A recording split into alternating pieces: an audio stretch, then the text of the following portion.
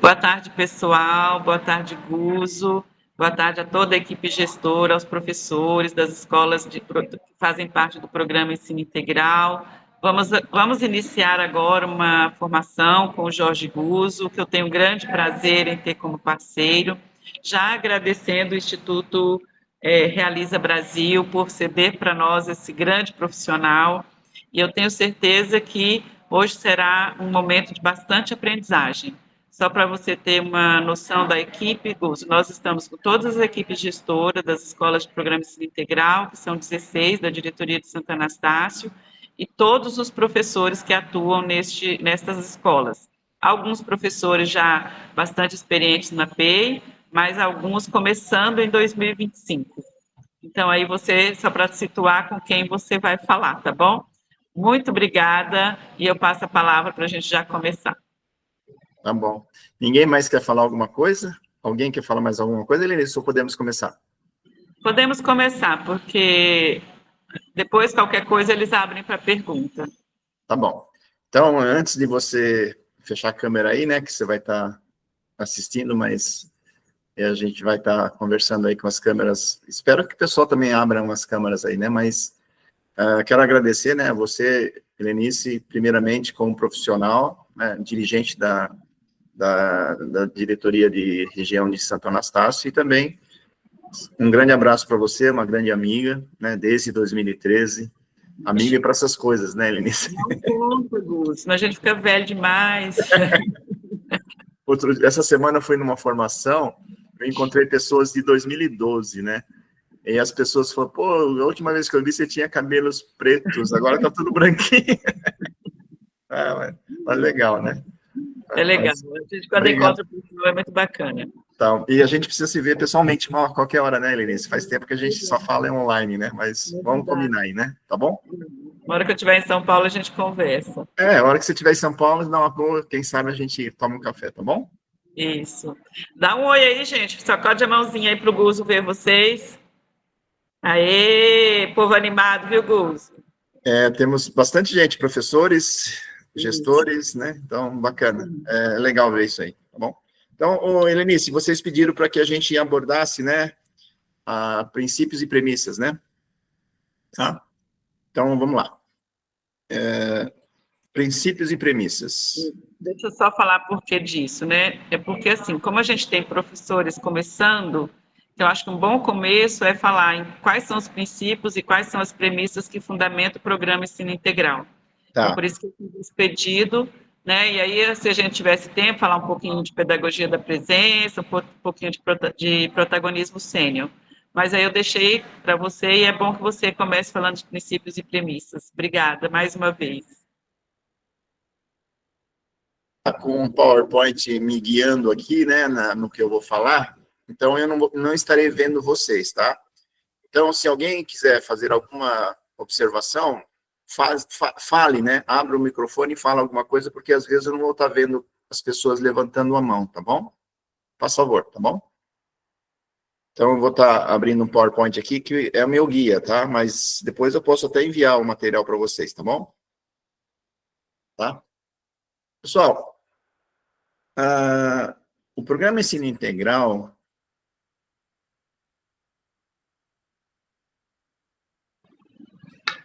Ô, Gus, o seu está travando, não sei se é só para mim.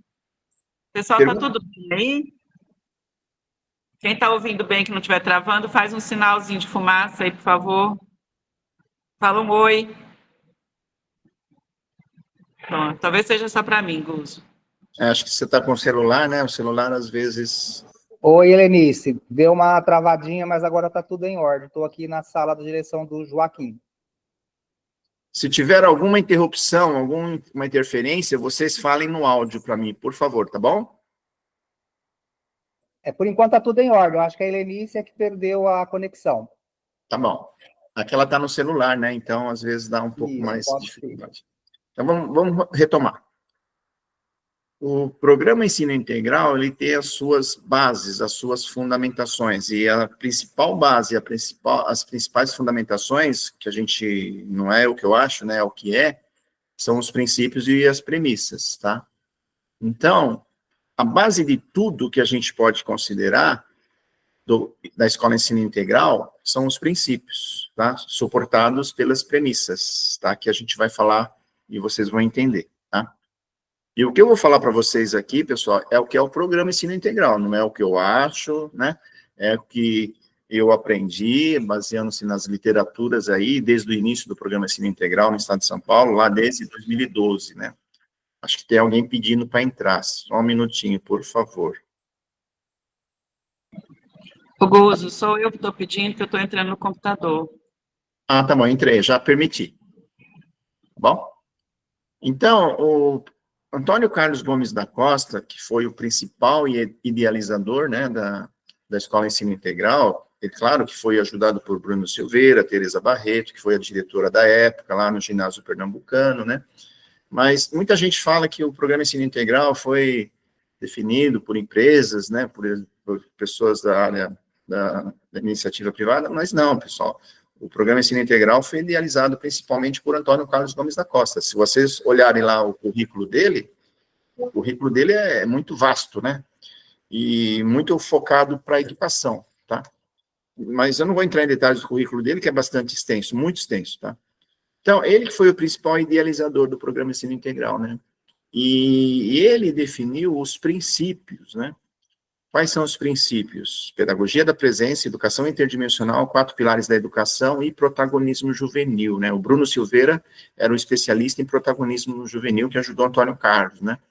Então, o Antônio Carlos definiu o programa pelos princípios. Então, dá para a gente definir a escola ensino integral ou o programa ensino integral por meio dos princípios. Então, existe uma relação causa e efeito entre os princípios, né?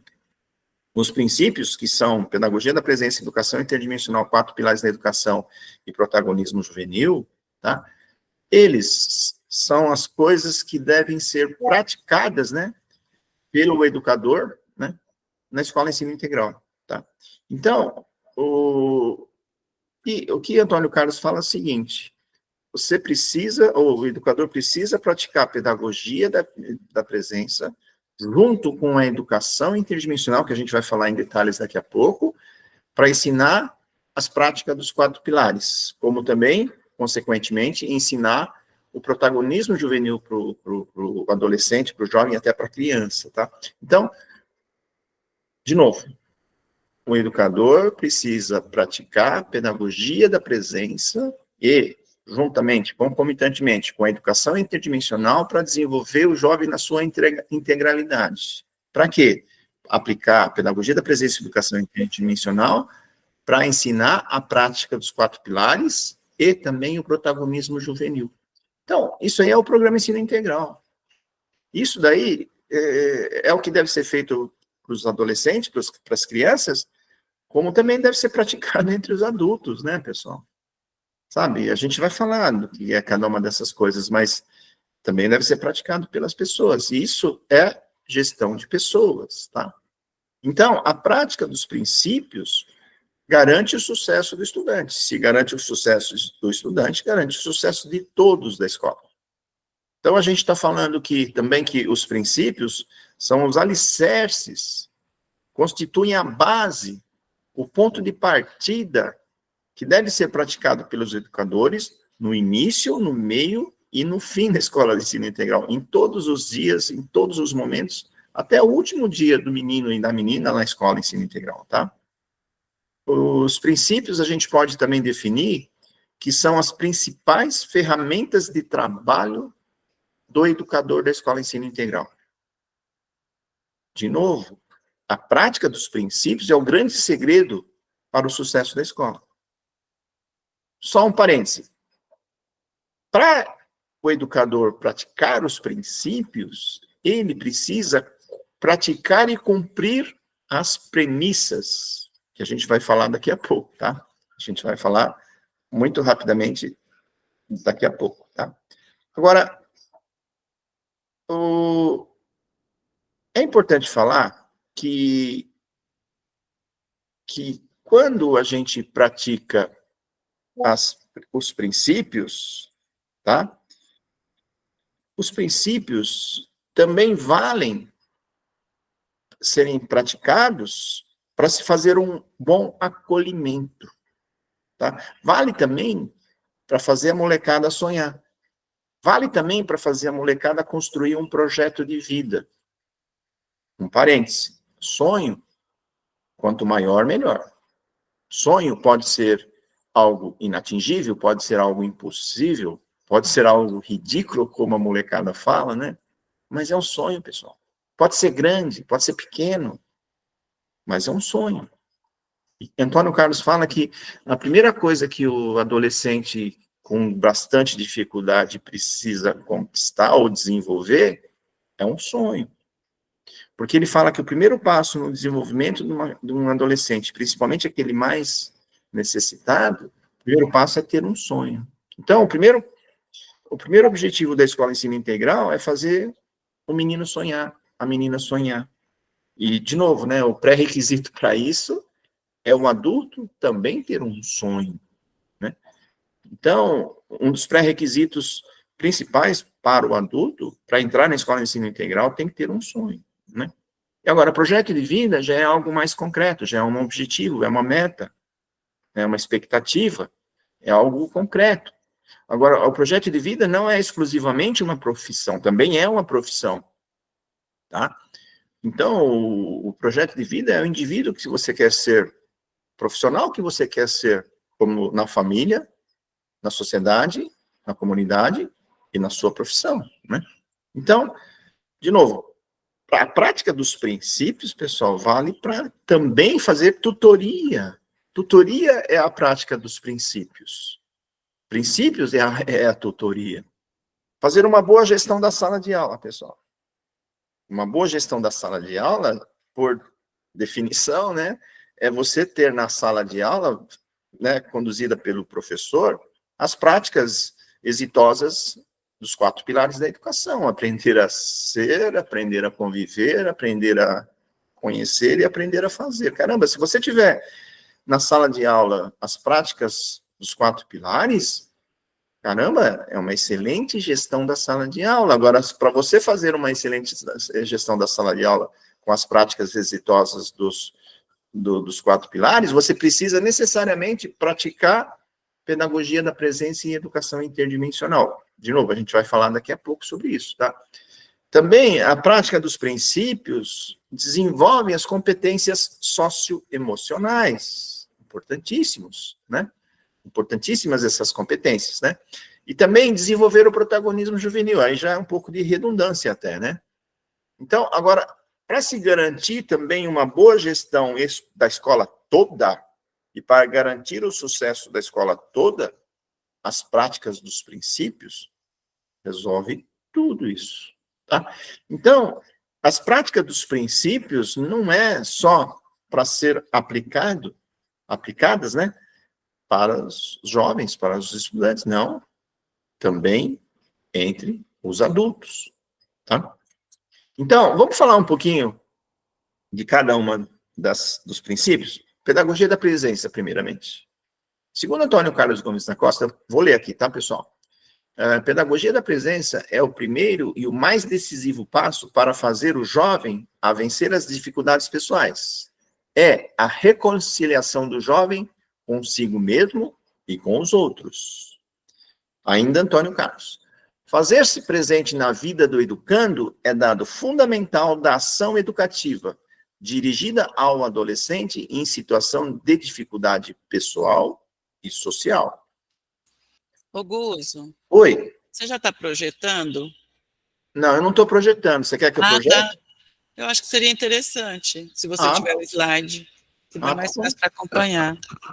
Dá bom, dá para... É que você falou que ia projetar, por isso que eu perguntei. Não, a minha ideia era, sei lá, mas fica tranquila.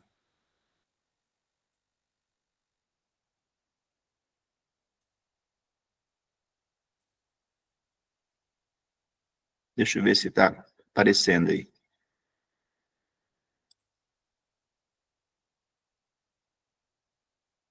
Está aparecendo aí, Lenice? Agora sim. Está aparecendo o PowerPoint, eu mexendo para lá e para cá? Tá aparecendo. Tá. Então fica melhor, né? Aí vocês não me Ah, eu veem. acho que fica melhor. Tá.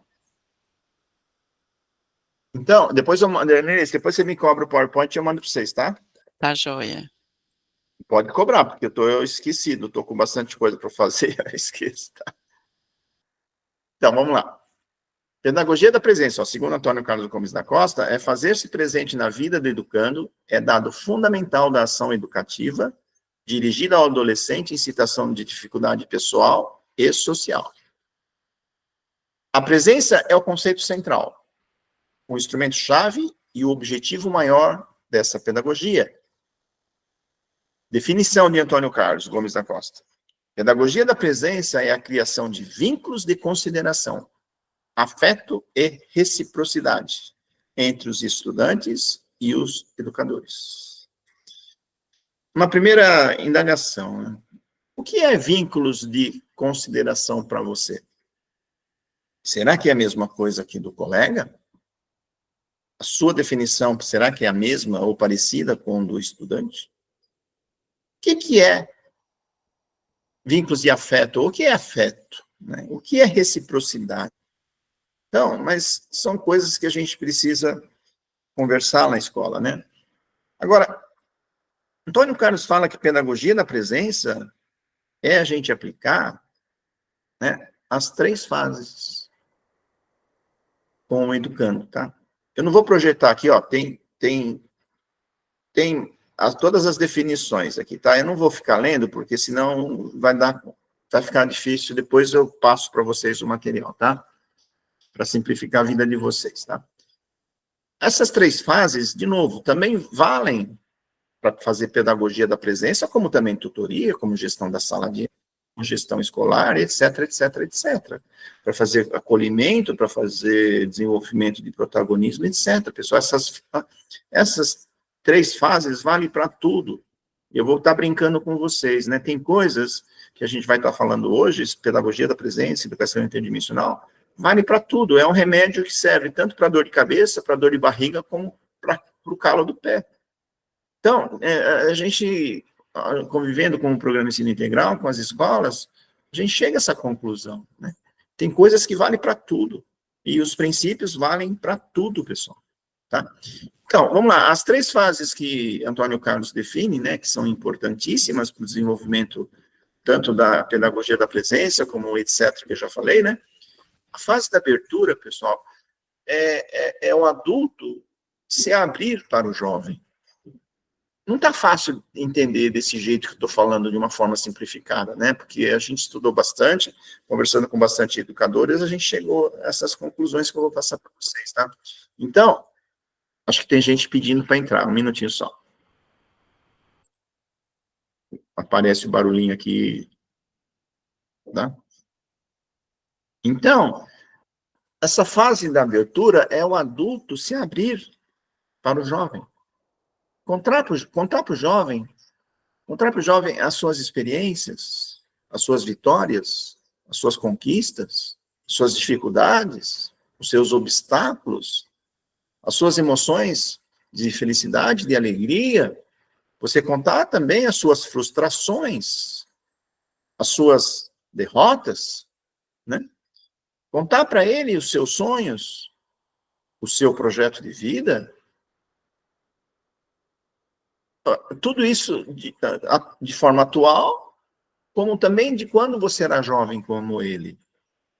Então, Antônio Carlos fez muitas pesquisas, pessoal, e nas pesquisas que ele fez, fazendo essas coisas que a gente está falando aqui, ele concluiu que se o adulto faz o seu processo de abertura, consequentemente, quase todos os jovens também fazem o seu processo de abertura. Então, quando ambos fazem os seus processos de abertura, vem a próxima fase, a fase da reciprocidade. A fase da reciprocidade nada mais é, segundo Antônio Carlos Gomes da Costa, são as trocas singelas de pequenas interações. São as trocas singelas de pequenas interações, que ele também chama de as trocas dos pequenos nadas. O que são os pequenos nadas? É um bom dia, É um olhar carinhoso, é um aperto de mãos, é um abraço apertado, é um sinal de positivo, um sinal de atenção, né? Um sinal de cuidado, tá?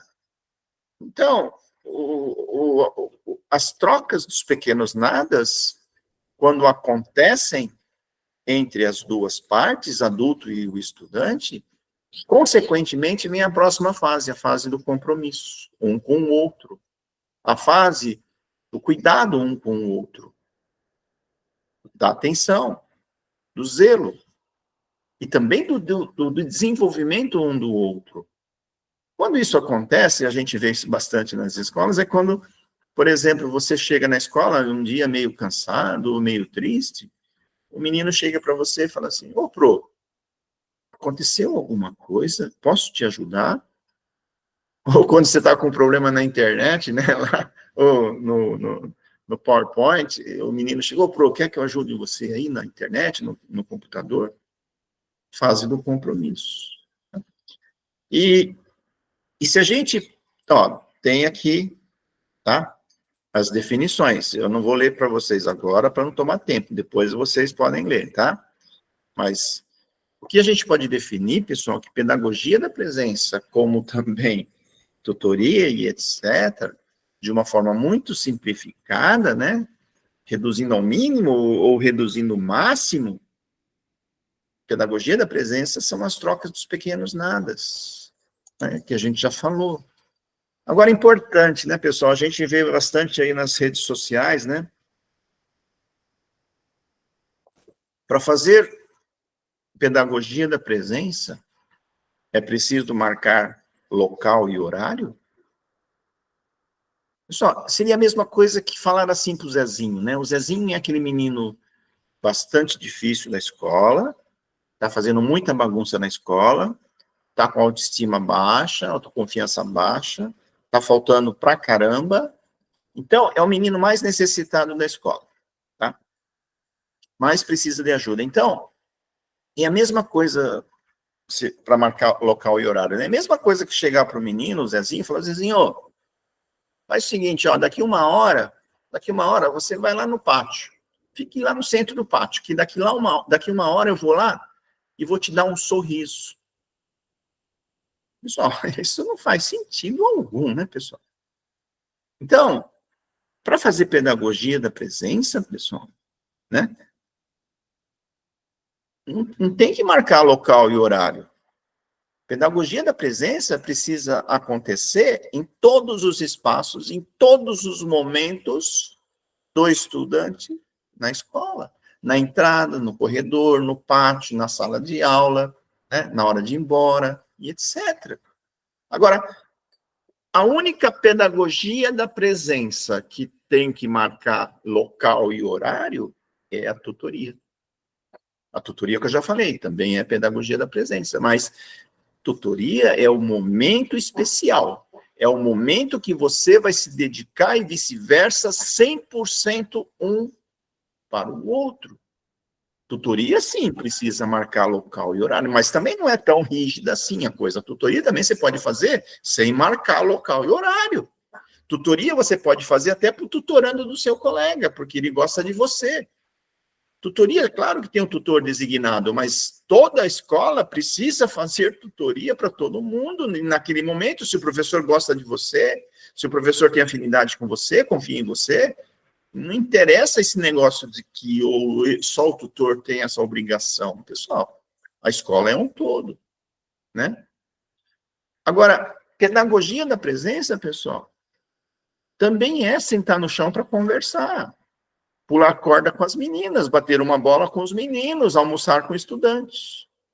Pedagogia da presença é além das trocas dos pequenos nadas. Os pequenos nadas são importantíssimos, mas vai além dos pequenos nadas, né? Agora, isso também, eu estou reforçando esse ponto aqui, porque a gente vê bastante comentários, né? E pedagogia da presença, algumas coisas, todo mundo precisa fazer na escola. Será que todo mundo precisa fazer tudo do mesmo jeito?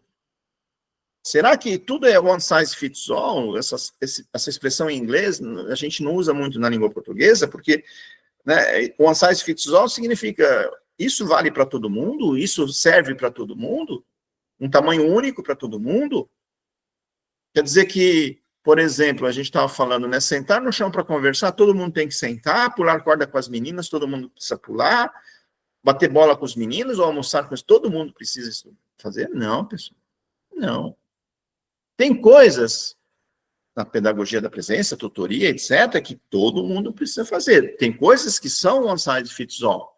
Tem coisas que necessariamente não é um one size fits all. Por exemplo, pular corda com as meninas. Tem lá o professor Durão, né? Tem o professor, né?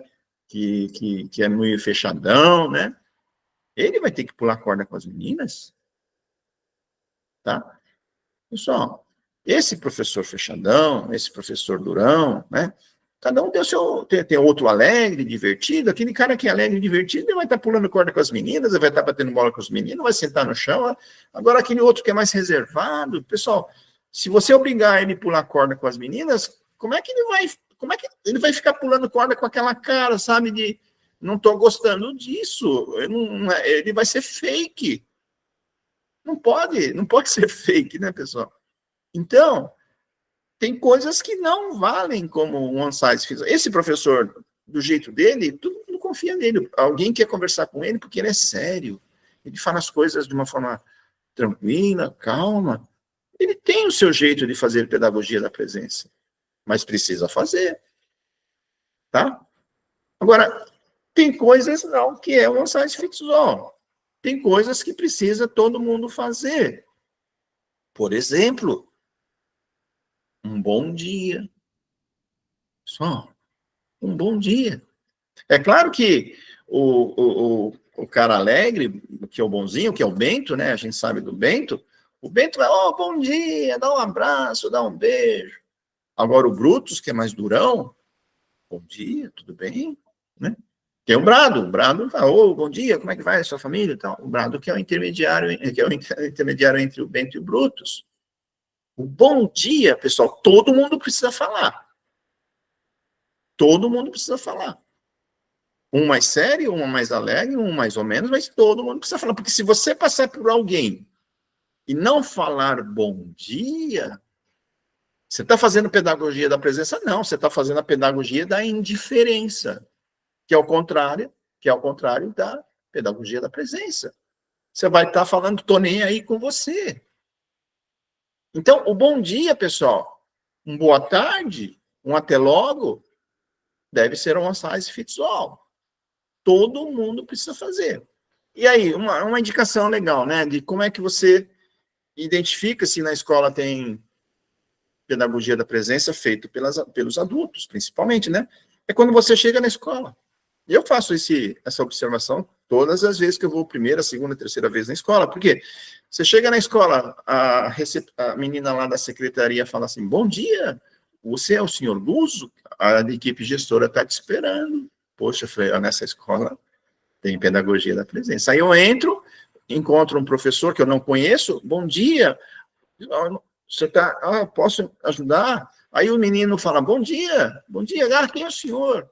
Né, bom dia. Outro dia eu fui numa escola de anos iniciais, tinha uma fila lá de 50 alunos do primeiro aninho, que eu sabia que era todos baixinhos, pequenininhos. Eu cumprimentei, o primeiro da fila já me pegou, bom dia, senhor, quem é o senhor? O senhor é japonês? O que o senhor vem fazer aqui na escola? E me perguntou, aí todos quiseram me cumprimentar, fiquei lá 15, 20 minutos cumprimentando todos os baixinhos, assim, um por um, até o último, ele ficou me esperando lá, se ele nem foi almoçar, ficou me esperando para me cumprimentar. Então, nessa escola tem pedagogia da presença, caramba. Agora, se você passa na escola, entra na escola, ninguém te fala bom dia, a escola precisa trabalhar o bom dia, né? A pedagogia da presença, tá? Agora, tem aplicação correta ou equivocada? Não, pessoal, não tem a correta e equivocada. O que tem é aquela que é boa e aquela que não é boa. Tá? Então, o Brutus vai fazer de um jeito, o Bento vai fazer de outro jeito, o Brado vai fazer de outro jeito, né? O diretor vai fazer de um jeito, a professora vai fazer de outro jeito, mas precisa ser uma pedagogia positiva. O problema que acontece é que, às vezes, alguém acha que é positiva a sua abordagem e todo mundo acha que não é. Aí, a direção, os coordenadores precisam ajudar esse cara, tá? Agora, outra vez, né? Pedagogia da presença tem que ser também aplicada entre os adultos, né? Tudo bem? Pedagogia da presença? Alguém quer colocar alguma coisa sobre pedagogia da presença antes de nós entrarmos na educação interdimensional? Alguém queria falar? Se não falar em 3 segundos, eu continuo. Ô, Guzo, Oi. eu acho que você tocou aí num ponto fundamental, que a gente ouve muito. Ai, o funcionário está lá no portão fazendo pedagogia da presença. Ah, não, mas agora fulano não pode atender porque ele está fazendo pedagogia da presença. Então, é um conceito equivocado, né, do que é pedagogia da presença. E eu acho que, tomara que todos tenham entendido que é você se importar com o outro, né, e realmente demonstrar isso. Porque se eu me importo com você, eu vou falar, nossa, Guzo, você cortou o cabelo hoje, né, que tá legal, né? E, assim, são ações do dia a dia, corriqueiro, de ser educado, de ser. E no momento de, por exemplo, eu encontro um aluno tristinho, eu não sou tutor dele, eu não sou nada, mas eu vou lá conversar, saber o que está acontecendo. Isso é pedagogia da presença. É praticar diariamente, não ter um momento específico para, eu estou fazendo pedagogia da presença. Não é isso? Pedagogia da presença, né, Helenice? Primeiro que é difícil entender Antônio Carlos, né, quando a gente lê que ele fala o que é pedagogia da presença, aquela coisa toda, né? Então, às vezes, muitas vezes eu procurei no dicionário o que ele queria dizer, né, naquela palavra. Aí eu falei, caramba, o que ele está querendo dizer nessa palavra? Então, eu procurei no dicionário então, não está escrito desse jeito que a gente está falando aqui, mas isso daí, de novo, por colaboração de vários amigos aí da educação, a gente chegou a essa conclusão, né, que é as trocas dos pequenos nadas, cara, né? E porque pedagogia da presença é também, além das trocas dos pequenos nadas, é você, que nem você deu um exemplo aí legal, né? Tem o Zezinho, de novo, aquele menino bastante levado, para estar precisando bastante. As coisas que a gente precisa, uma das primeiras coisas que a gente precisa fazer com esses meninos mais difíceis é identificar 2, 3 virtudes que ele tem. Normalmente o Zezinho é simpático. Normalmente o Zezinho é bom de bola, né?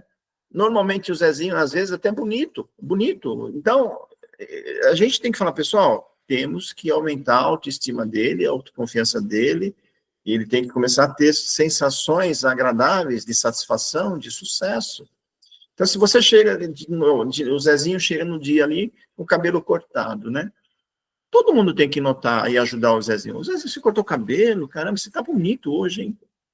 Sabe? Isso é pedagogia da presença. Ô, Zezinho, hoje eu vi você lá jogando bola, cara. Que golaço que você fez, hein, cara? Que legal. Né? Então, eu recomendo, né, escolher um Zezinho por turma, escolher um Zezinho, definir um Zezinho para a escola e todo mundo cuidar, né, da turma, todos os professores cuidam. E uma das coisas importantes é sempre começar no dia, se possível, com um elogio para o Zezinho. Né? Todo mundo combinar que todo mundo precisa fazer um esforço adicional para o Zezinho, porque ele é um menino com bastante dificuldades. Então, você falar para ele, ó, você está bonito hoje, cara. Pô, hoje você foi muito educado. Eu vi que você fez isso. Hoje você foi muito comportado na sala de aula, parabéns. Poxa, o dia que ele não fizer, ele faz bagunça todo dia. O que ele não fizer, você elogia, né? Isso tudo é pedagogia da presença, isso é tutoria, isso é gestão da sala de aula, isso é desenvolver autoestima, isso é desenvolver o protagonismo dele, que está no comecinho ainda, né? Então, pessoal, pedagogia da presença, pessoal, é o que eu falo, e junto com a educação interdimensional, que a gente vai falar daqui a pouco, em seguida, são as duas principais ferramentas de trabalho do educador. Tá? Lenice, eu falo demais, né? Então, por favor, mais alguma coisa?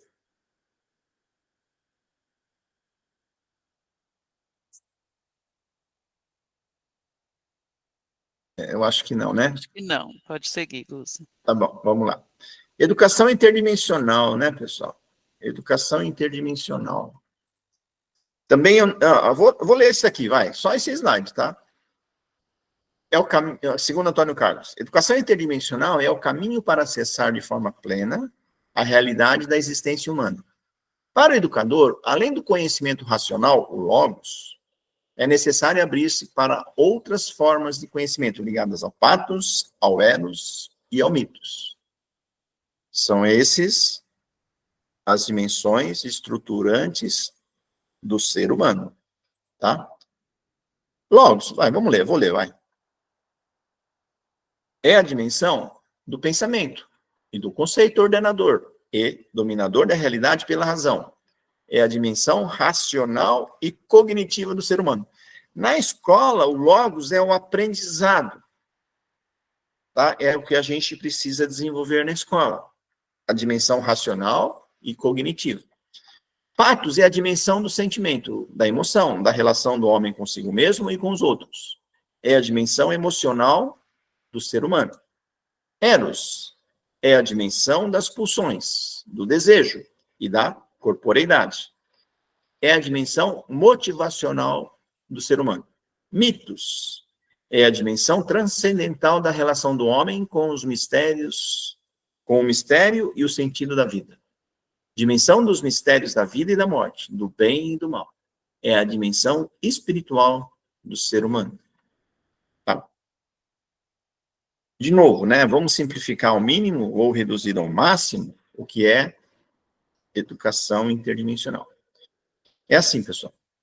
Para a gente ensinar o logos, que é o aprendizado na escola, a gente precisa prestar atenção no estudante. A gente precisa respeitar o estudante. Encontrar o momento certo para atuar, para ensinar o logos. Então, o que o Antônio Carlos achamos que ele quer dizer com isso, significa o quê? Eu preciso prestar atenção no menino se ele está alegre, contente, feliz, se está com sentimentos positivos, patos. E se também ele está comprometido, motivado, com pulsões positivas, eros. Então, se ele tiver alegre, contente, patos, motivado, comprometido, eros, é o momento certo para a gente ensinar o logos. Por outro lado, se ele está triste, patos, aconteceu alguma coisa e ele está com o farol baixo, está desmotivado, eros. Não é o momento certo para a gente fazer um prestar atenção com ele. Tá? E ainda, é importante saber no que o menino ou a menina acredita e que entende na sua espiritualidade, na sua dimensão transcendental, o que ele acredita, o que ela acredita, que a gente possa influenciar essa criança, esse adolescente, para que ele fique feliz, para que ele fique motivado, para aprender o logos. Então, a gente precisa entender, conhecer o menino, quem é ele, conhecer o menino, conhecer a menina, não é, pessoal, aí tem que ser um por um para um, não pode ser generalizado, não é todo mundo que acredita desse jeito ou daquele jeito, no mitos, né? A gente tem que entender o que ele gosta, o que ele não gosta, o que ele acredita, o que ele não acredita, para quê? Para que a gente possa, através da sua dimensão transcendental, ajude-o a ficar feliz, com esperança, ajude-o a ficar motivado, com esperança, com expectativas, para que ele se interesse em aprender o logos. Tá? Agora, pedagogia da presença é possível ser praticada sem educação interdimensional concomitantemente? Não. Para eu fazer a pedagogia da presença, que a gente falou aqui o que é, necessariamente a gente tem que levar em conta a educação interdimensional e vice-versa. E vice-versa. Então, ambas precisam estar sempre juntas. juntas. Por isso que a gente fala, não é o que eu acho, mas é o que é, pedagogia da presença mais educação interdimensional são as duas principais ferramentas de trabalho do educador da escola ensino integral. Ponto final.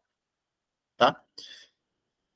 Educação interdimensional também valem para os adultos, principalmente o diretor. Principalmente o diretor, perceber que aquele professor, naquele dia, está feliz da vida, pega um professor, está comprometido, pega ele para ajudar ele a aprender alguma coisa do Logos, ou para apoiar, ou no minimamente para elogiar. Né? Se ele está triste, por que você está triste, professor? Né? O que está acontecendo? Tá? Então, vale para os adultos. Alguém quer falar alguma coisa?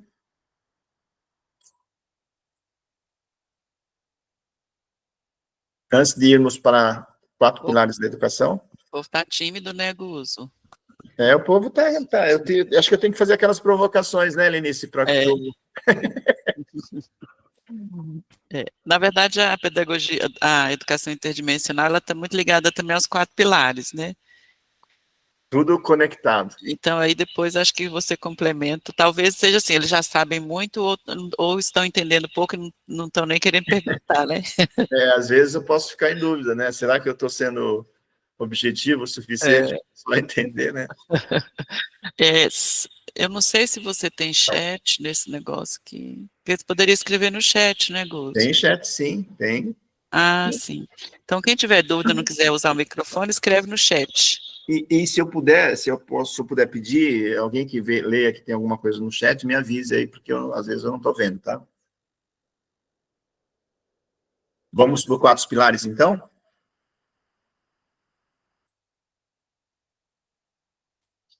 Quatro pilares da educação, pessoal. Praticar e ensinar os 4 pilares da educação garante sucesso do estudante, óbvio, né? São esses os 4 pilares da educação. Importante falar para vocês, pessoal, que eu também estudei e consultei algumas pessoas, a Carla, né? A Carla que me ensinou também, me explicou direitinho, que entre os 4 pilares também existe uma relação causa-efeito. Né? Tem alguém pedindo para entrar, Lenice, só um minutinho aqui.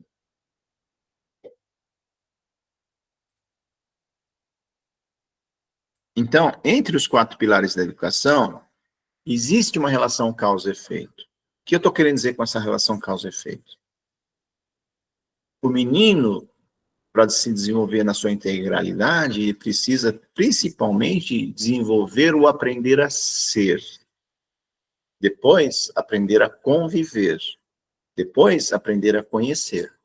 E depois, aprender a fazer. Isso é a forma mais consistente de você desenvolver o menino, tanto para a prática dos 4 pilares, como também do protagonismo juvenil. Agora, é claro que a gente precisa trabalhar o aprender a fazer também, mesmo que não esteja consolidado ainda o aprender a ser. Claro, pessoal, a gente precisa trabalhar o conhecer e o conviver também, tudo simultaneamente. Agora, é importante a gente ficar atento se ele está consistentemente evoluído no aprender a ser.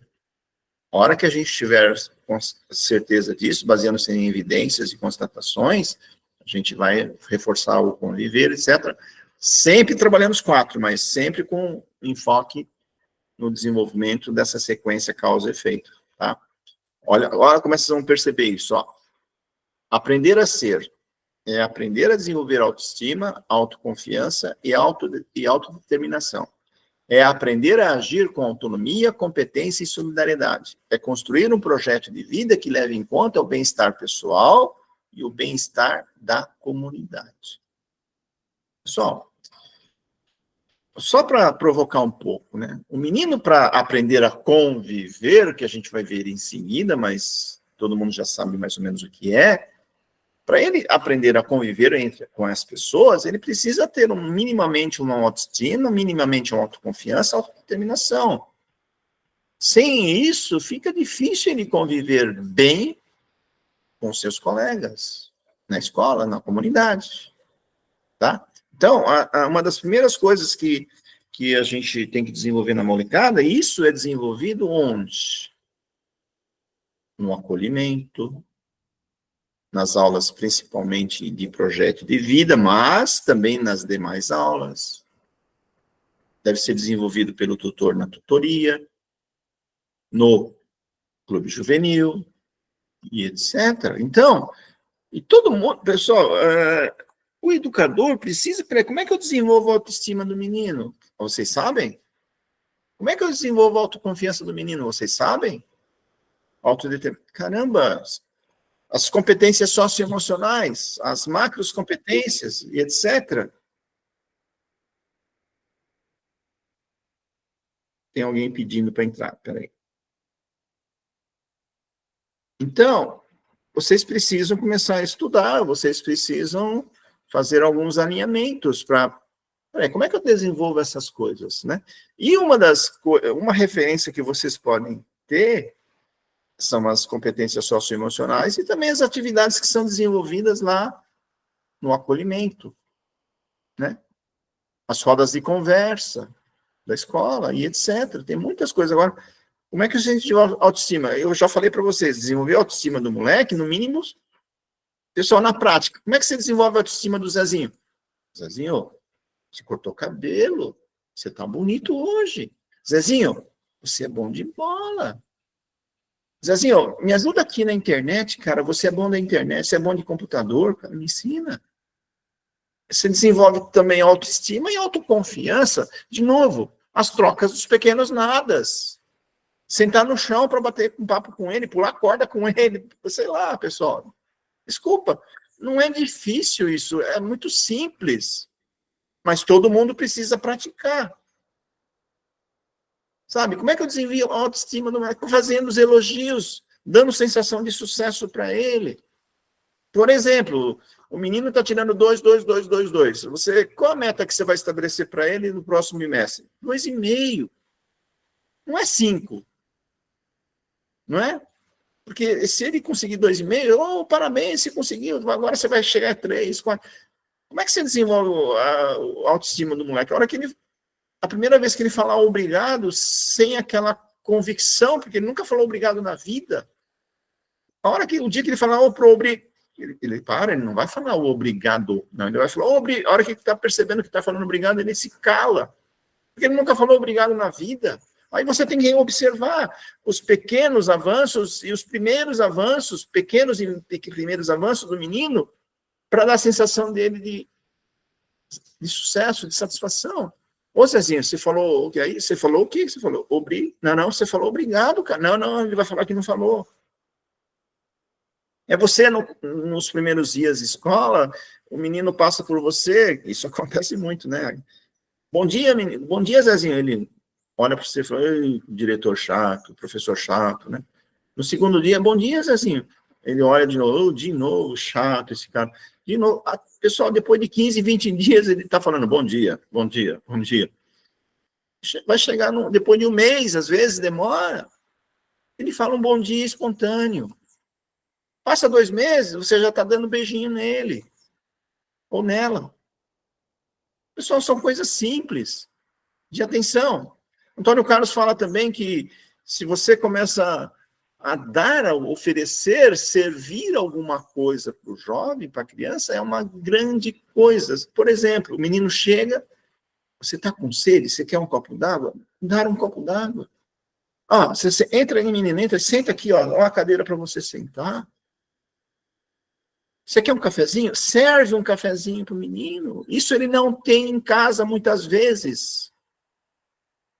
Aí ele começa a se sentir um indivíduo respeitado, sendo atendido, sendo servido, caramba. Se todo mundo fizer isso na escola, pessoal, em 2 meses a escola é outra. Pequenos nadas. O que é servir um café? O que é falar para ele, você está bonito hoje? Você é bom de bola? Dói isso? É muito simples. Aprender a conviver. É aprender as práticas interpessoais. em que a relação com o outro e a solidariedade ficarão muito evidentes. É ser capaz de se socializar, engajar-se com os outros, sempre respeitando as múltiplas diferenças individuais na perspectiva do bem-estar coletivo e da valorização do trato com o outro e prezando a cultura de paz. Pessoal, não vamos entrar em detalhes, né? Tá. E o ponto principal aí, todos são importantes, mas é a solidariedade, né? Para se engajar, para se socializar, respeitando as diferenças. Isso é um dificultador, né? Para ele, estudante, e também entre os adultos, né? As diferenças. Aprender a conhecer é aprender diversas maneiras para lidar com o conhecimento. Refere-se às práticas cognitivas, é aprender a dominar a leitura, a escrita, a expressão oral, o cálculo. Caramba, isso aí é tudo. Né? Se o menino chegar a aprender a conhecer, pessoal, ele já será competente na base nacional comum, já vai conquistar a excelência acadêmica, né? Por isso que eu falo, uma boa gestão da sala de aula são as práticas exitosas dos 4 pilares da educação. Aqui é o terceiro. Mas esse terceiro será facilmente não, vai com bastante trabalho, mas será conquistado se a gente praticar o aprender a ser e aprender a conviver, né? Fazendo o quê? Pedagogia da presença e educação interdimensional. Aprender a fazer é aprender a praticar o conhecimento e adquirir habilidades básicas, específicas e de gestão. É aprender a colocar em prática aquilo que ele aprendeu, né? Por meio de levantamentos de hipóteses, experimentação e mão na massa, gerando assim uma aprendizagem criativa e significativa. De novo, os 4 pilares da educação também devem ser praticados principalmente pelos adultos. E se o estudante apresentar práticas exitosas dos 4 pilares da educação, o protagonismo juvenil será uma consequência natural. Tá? Princípio protagonismo juvenil. Alguém quer falar alguma coisa antes de irmos para protagonismo juvenil?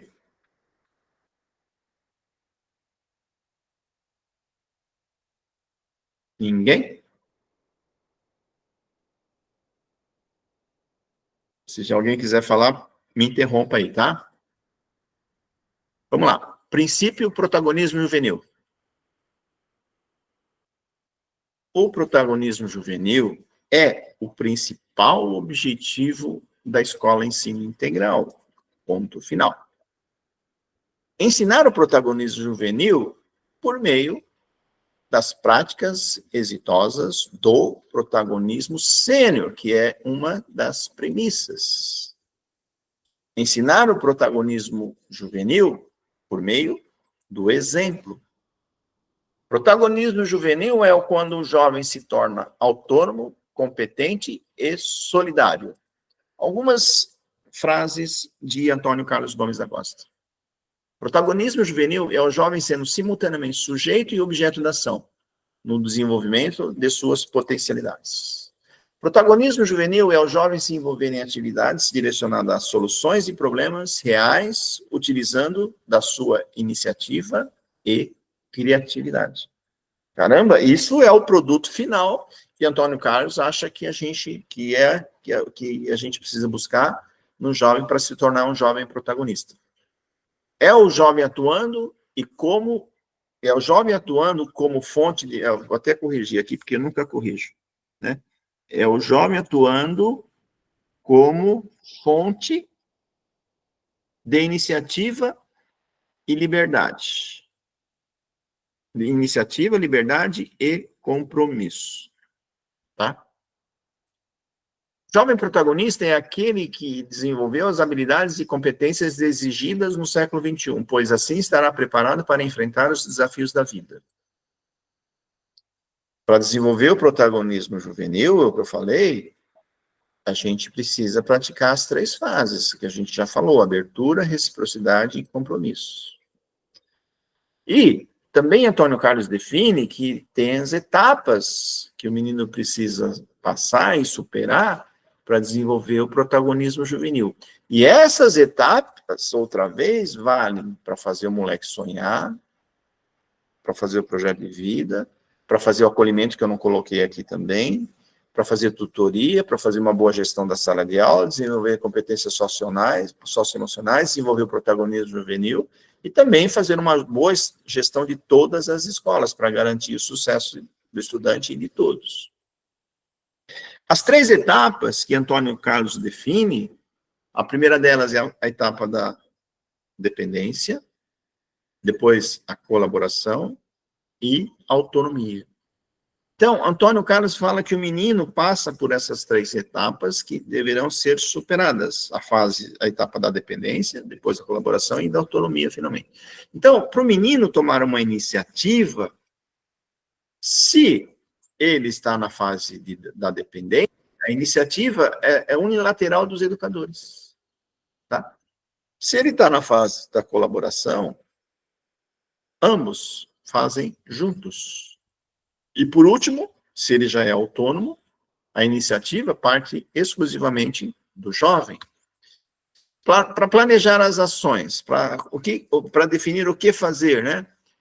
De novo, se o educador, se o adulto define tudo, ele está na fase da dependência. Se fazem juntos, colaboração, e se o planejamento é feito exclusivamente pelo jovem, o jovem está na etapa de autonomia. Execução da ação. Se os adultos executam tudo, ele está na fase da dependência, se fazem juntos, na colaboração, e se ele faz sozinho, ele está na fase de autonomia. A avaliação da ação, se a ação foi bem feita sim ou não, se os educadores fizerem sozinhos, ele está na fase da dependência, se fizerem juntos, na colaboração, e se ele fizer sozinho, na autonomia. Apropriação dos resultados. Se o resultado é exclusivamente do adulto, está na fase da dependência, sucessivamente, colaboração e autonomia. Tá? Pessoal, isso é PDCA.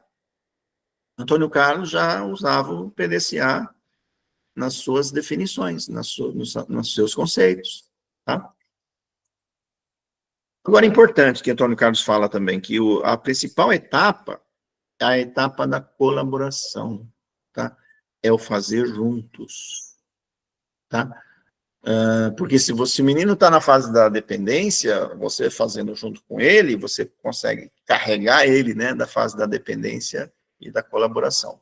E a colaboração também deve atuar também quando o menino já se tornar autônomo, porque Antônio Carlos fala o seguinte, que a autonomia do menino não elimina o papel do educador como facilitador. O educador sempre tem que estar de olho, observador, facilitador, ajudador, mesmo quando o menino já estiver na sua fase de autonomia. Então, o educador deve educar pelo exemplo, sendo protagonista sênior. Repetindo, pela importância, o protagonismo juvenil é o principal objetivo da Escola Ensino Integral. Erenice, você está aí? Estou. Para falar da escola invertida, você, em 2013, você ainda escutava falar da escola invertida? Não me lembro, Guzo.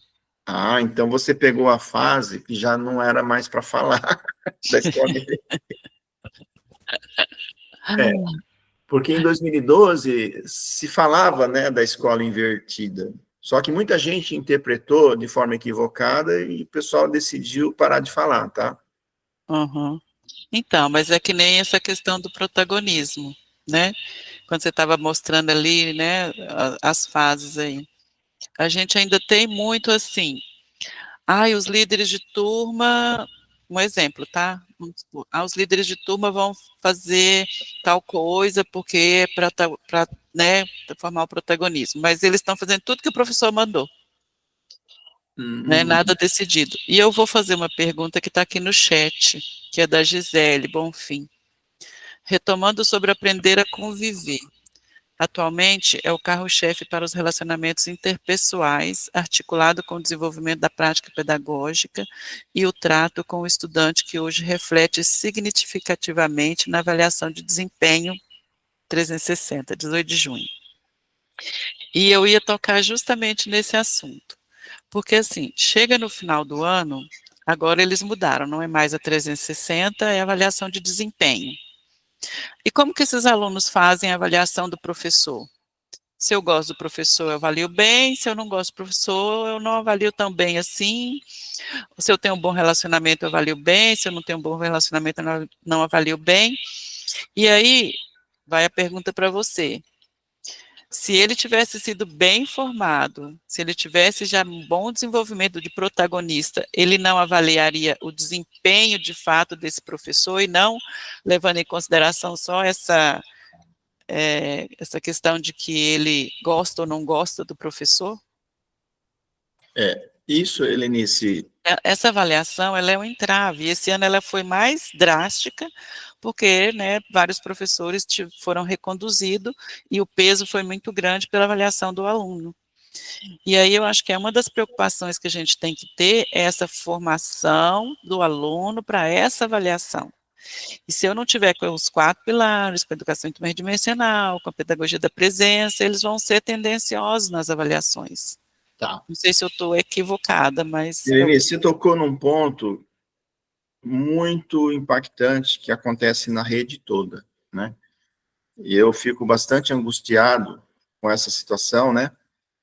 E o que eu posso fazer, eu tento fazer, mas o que eu posso fazer ainda é uma gota no oceano, né?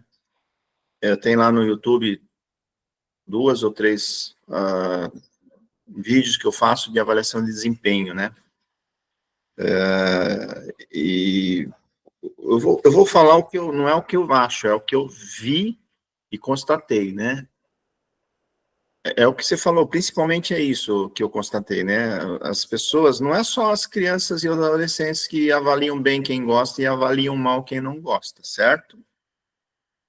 Certo? Verdade. Tá? Por que acontece isso?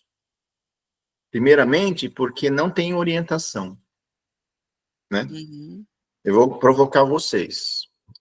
A diretoria de Franca, 2 anos atrás, a dirigente lá, não lembro o nome dela agora, 2 meses antes da avaliação de desempenho, ela pediu uma live com a gente, né, e ela convocou todos os professores, como você está fazendo hoje, que vocês são exemplos, né, de colocar todos os professores 7 horas da manhã até as 9, e ela autorizou a molecada a sair, entrar às 9 naquele dia, e a gente falou de avaliação de desempenho, né, 2 horas. E aí, nessa conversa que a gente teve, ela falou assim, Guzo, dá para falar mais um pouquinho de avaliação de desempenho? Eu convoco todo mundo, etc. A gente falou mais um pouquinho outra vez, ela fez a mesma coisa. E aí, nesse material que a gente passou para eles, as escolas fizeram formação para os alunos, do que eles precisariam saber sobre avaliação de desempenho, né? E depois recebi o feedback que a avaliação de desempenho naquela diretoria, naquele ano, foi muito bom, né, o resultado. Então, a primeira coisa que falta, Helenice, é a orientação do que é uma avaliação de desempenho, né? Então, a pessoa que vai avaliar precisa saber o que é uma avaliação de desempenho, primeiro. E a pessoa que é o avaliador, o aluno, precisa saber o que é uma avaliação de desempenho. Por exemplo, avaliação de desempenho, eu preciso avaliar baseando-se em evidências e constatações, né? O professor pratica o aprender a ser, evidências, não é o que eu acho que ele pratica ou eu gostaria que ele pratique. Então, o que ele vai ser avaliado é a outra coisa, né? Então, o professor tem que saber no que ele será avaliado. Isso desde o começo do ano, não é só somente no final do ano. Avisar a molecada, porque o pessoal começa a fazer a formação de avaliação de desempenho uma semana antes. Não, a avaliação de desempenho tinha que ser feita formação, orientação, no começo do ano. Né? Então, no programa de ação, deveria estar lá, ó, metas para cada professor, o que ele precisa, sei lá, ele precisa ter mais corresponsabilidade, ele precisa melhorar na excelência em gestão, mas o que ele vai fazer? Peraí, ele vai ser avaliado nos 3 principais, pode colocar até 6 pontos, mas os 2, primeiro principal, segundo principal, terceiro principal, e as ações que ele vai ter que fazer ao longo do ano. Então, o menino, as crianças não precisam saber em detalhes isso, mas os meninos precisam saber no começo do ano, ó, você vai avaliar os professores nos 4 pilares da educação, por exemplo. Ou nas premissas, porque, na realidade, as premissas são a base para se construir a avaliação de desempenho do professor, certo? Aprender Certo. a informação. Mas isso quando era 360, né, Gus? Mas ainda é, Helenice. Então, tá bom. Porque você falar assim para mim, ó, lá tem um item que é uma boa gestão da sala de aula, certo? Certo. O que é uma boa gestão da sala de aula que a gente falou aqui agora? E aí, assim, tem uma pergunta de validação. Para cada item da pergunta, fala assim, você gostaria de permanecer com esse professor no próximo ano? E essa pesou bastante. Por quê? Às vezes o aluno avaliava que ele tinha domínio de conteúdo, que ele tinha gestão de sala de aula, mas ele não queria aula com ele no próximo ano. Então, não pode, veja bem, por isso que eu estou te falando, quem avalia isso é importante, Lenice, isso é importante. Isso, o que você falou é um indicativo forte do quê? Do que você já falou logo no começo, ele avalia quem ele gosta, Isso. bem quem ele gosta, e avalia mal quem ele não gosta, porque aquele professor bom, que tem todos os critérios atendidos, pedagogia da presença, educação interdimensional, 4 pilares da educação, o menino não gosta.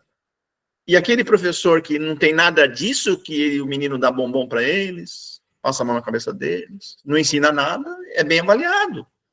Então, a avaliação de desempenho tem que levar em consideração isso. Ó, se ele foi bem avaliado aqui, mesmo a molecada não gosta dele, não quer trabalhar com ele o ano que vem, significa o quê? Não estou falando o que eu acho, eu estou falando porque eu sou especialista em gestão de pessoas, né? Se eu pego um resultado desse, significa o quê? Que tem outros, que não são tão bons, que foram mal avaliados aqui, que eu posso pegar as evidências, que significa que os meninos estão longe ainda de autonomia, os meninos estão longe ainda do saber conviver, aprender a ser, significa o quê? Está faltando formação, está faltando acolhimento, está faltando pedagogia da presença para a molecada. Perfeito. Então, eles estão com a cabecinha deles estão sendo levadas por coisas que são imaturas, que é natural para um jovem. Então, isso é um alerta, eu acho que a secretaria está vendo isso, espera aí, tem a professora Helenice, que foi avaliada muito bem em todos os critérios, gestão em sala de aula, formação continuada, e os meninos não querem a Helenice. Ou o professor não foi tão bem avaliado assim, todos querem. Isso é um sintoma de uma escola que o diretor tem que atuar, os coordenadores têm que atuar, porque a cabecinha da molecada está bastante deturpada. Então, agora, na prática, Helenice, uma coisa que funciona na prática. Tá? Você já tem os critérios que são avaliados, né? No final do ano, certo? Tá? Então, vocês têm que definir lá o que é uma boa gestão de sala de aula. Cada escola define do seu jeito, não estou querendo ser o dono da verdade, só estou falando que é o programa, adota isso aí, sim ou não, mas a molecada precisa saber o que é uma gestão da sala de aula, em poucas palavras, Helenice. Não é escrever um texto do tamanho de um bonde. Uma boa gestão da sala de aula é isso. Está claro para vocês, meninos, o que é uma boa gestão da sala de aula? Está claro para você, professor, o que é uma boa gestão da sala de aula? Então, a régua, gestão da sala de aula, a molecada entendeu, o professor entendeu, dá exemplos. Tá? Isso é importante. O professor que faz isso, ele tem uma boa gestão da sala de aula, meninos? O professor que dá croque na cabeça do menino, ele tem uma boa gestão na sala de aula? Não, por quê? Não pode dar croque.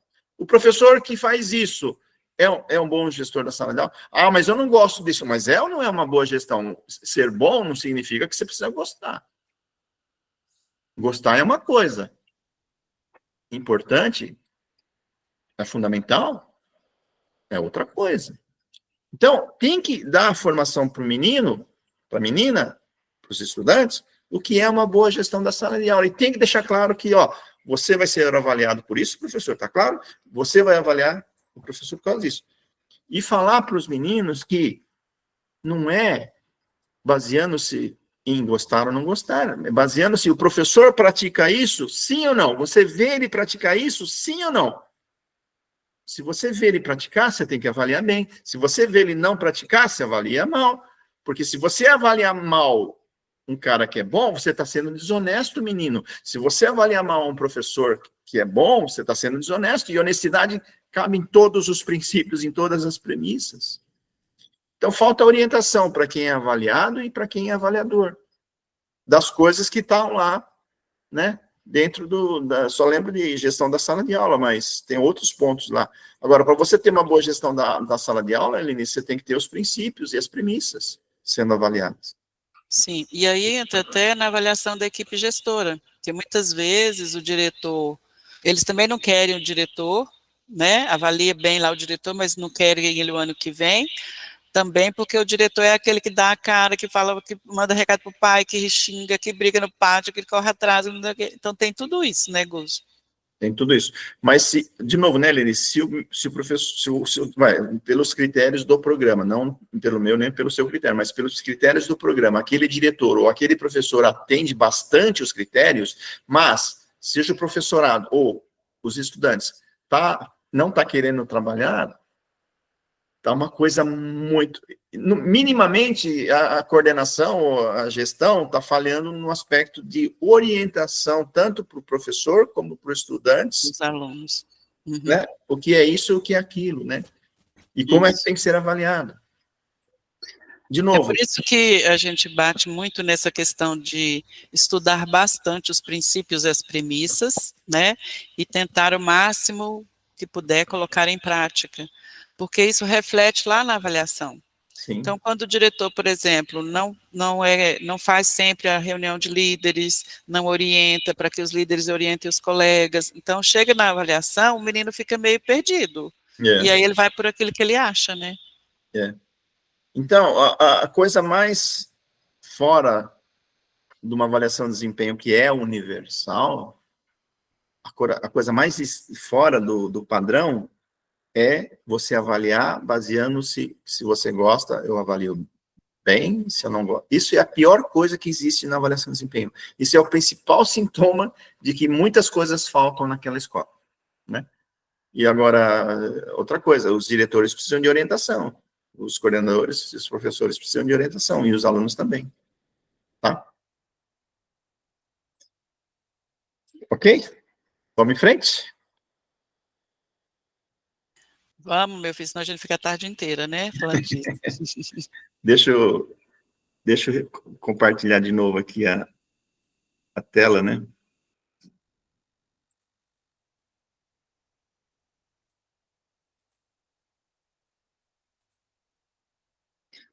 A escola invertida que eu estava falando, né, que está longe dessa situação que você colocou, Helenice.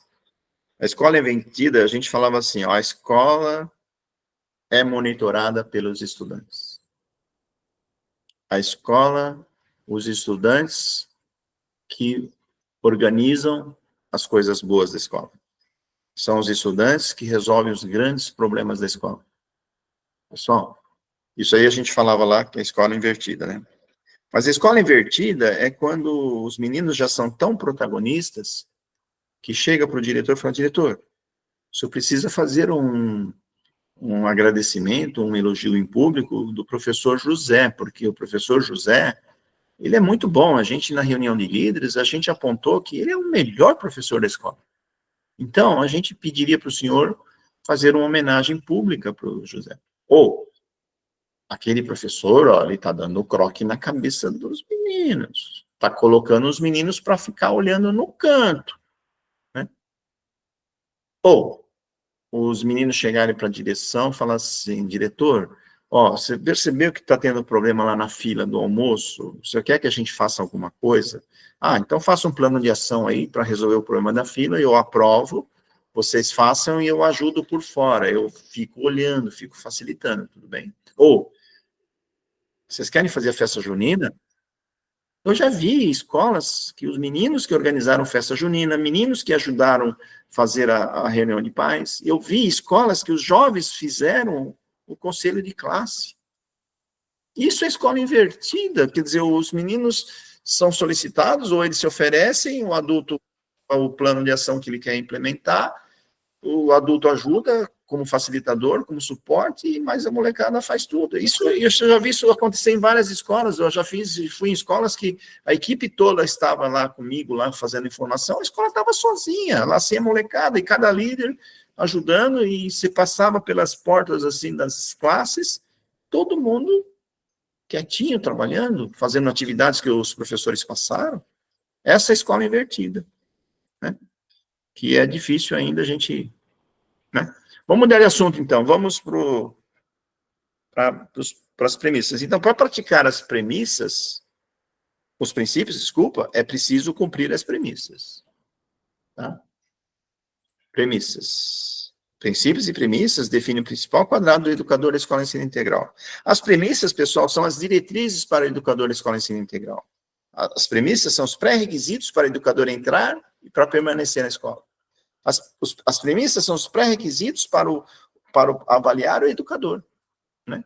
Essas são as premissas, 5 premissas. Premissa, formação continuada. É estar sensibilizado e comprometido para aprender em todos os tempos e momentos do espaço da escola. É aprender o mais rápido possível, mais de 60 inovações do programa Ensino Integral.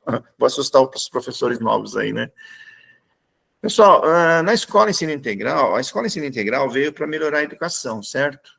E para melhorar a educação, os profissionais, nós profissionais, precisamos melhorar como profissionais. Agora, para a gente melhorar como profissional, a gente precisa fazer 3 coisas. Coisas novas. Pessoal, se a gente fizer somente as coisas antigas, a gente vai melhorar? Não. A gente precisa fazer coisas novas para melhorar. E também precisamos fazer as coisas antigas de formas diferentes. Porque se a gente fizer somente as mesmas coisas e ainda do mesmo jeito, a gente vai melhorar? Não. Terceiro item. Continuar a fazer as mesmas coisas do passado que acreditamos que fazemos bem feitas. Agora, pessoal, cuidado. Temos a tendência de concentrar as nossas ações no terceiro item. É normal e natural. Claro, entre as 3 coisas, eu prefiro fazer as coisas que eu sempre fiz. É claro que eu vou ter uma certa resistência natural de fazer coisas novas. É claro que eu vou ter uma resistência natural de fazer as coisas do passado de formas diferentes. É natural, mas não podemos concentrar exclusivamente os nossos esforços no terceiro item, tá? Só melhorar é sair de um ponto, mudar para outro ponto melhor. Então, melhorar é sinônimo de mudar. Queremos melhorar, mas queremos mudar? São sinônimas essas 2 palavras. Mas muita gente todo mundo quer melhorar, mas não é todo mundo que quer mudar. Tá? Melhorar é uma questão de inteligência, coragem e humildade. Inteligente para fazer coisas novas. E fazer também de formas diferentes. Coragem para sair da zona de conforto. Fazer coisas novas. E fazer de formas diferentes. Pessoal, sair da zona de conforto significa fazer coisas novas, porque para fazer umas coisas novas, você te incomoda, né? Eu já falei, tem uma certa resistência, né? Tem que ter coragem para sair da zona de conforto. E tem que ser humilde para reconhecer que não sabe, fazer as coisas novas e pedir e aceitar ajuda para aprender e fazer. Eu vou fazer uma provocação aqui, vocês não precisam dar respostas, mas eu já sei quais são as respostas, porque eu já fiz isso com várias escolas, né?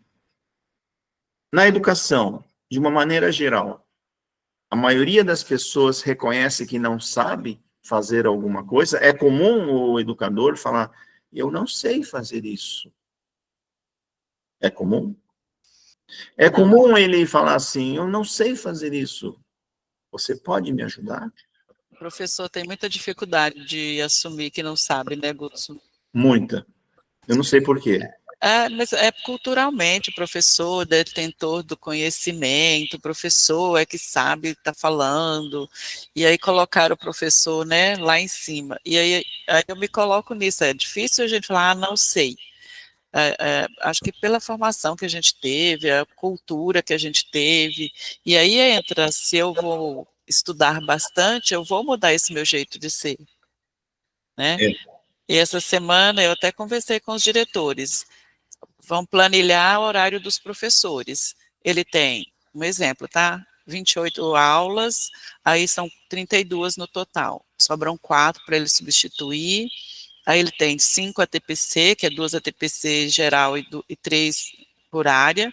Fora isso, ele tem 11 aulas que seria para ele estudar. Corrigir prova, preparar a aula. Então, planilha isso, coloca isso no horário do professor, que aí o professor visualiza.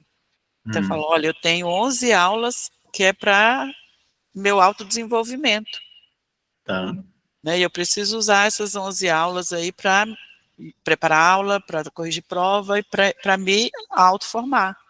Porque às vezes a gente fica achando que formação continuada é só essa que eu recebo. Hoje você está dando aqui uma formação continuada, mas você está falando em linhas gerais do programa até pelo tempo que você tem. Qual que é a obrigação nossa? Eu não entendi bem educação interdimensional, vou procurar e vou estudar mais, né? Então é isso que a gente espera aí, que quem atua no programa Ensino Integral seja um estudioso. E quem os coordena também. Tá. Então, Helena, isso é verdade, tá? Porque quando eu vou nas escolas, eu fiz uma formação, 2 formações essa semana, né? E todo mundo fala, né, que o educador tem dificuldade de reconhecer que não sabe, tem dificuldade de pedir ajuda, né, para aprender, e tem dificuldade, muitas vezes, também de aceitar ajuda para aprender, né? E agora, no programa Ensino Integral, caramba, tem mais de 60 coisas novas lá que você nunca fez, cara. Como é que você vai falar que você não... Vai falar que você sabe tudo, né? Você não vai pedir ajuda, não vai aceitar ajuda. Educador não é fácil, Lenice, né? Tá? Agora, tem um vídeo lá, Copo Cheio, né? Que vocês podem ver lá no YouTube. Eu estou fazendo alguns vídeos aí, tá? No Facebook, no Instagram, né? Toda semana, todo dia estou publicando alguma coisa, tá? Agora, quando eu fiz as lives lá em 2020, Helenice, pessoal, eu fiz mais de 150 lives, né? De 4 horas, né? Quase todos os dias, né? Tinha uma live. Então, uma das perguntas mais frequentes que existia, que puseram para mim na época, qual o profissional ideal, né? Do programa Ensino Integral? O profissional ideal é aquele que é inteligente, corajoso e humilde, né? Tá? Por isso que eu já falei, inteligente para aprender coisas novas, corajoso para sair da zona de conforto e humildade, reconhecer que não sabe, pedir ajuda e aceitar ajuda, né? E também pediram para algumas vezes, perguntar qual o profissional que não é ideal para o PEI, né? Qual o profissional que não é ideal? É o contrário do ideal. Aí, inteligente, né? Qual o contrário de inteligente? É a primeira pergunta que eu faço para as pessoas. E aí tem aquelas respostas comuns, né?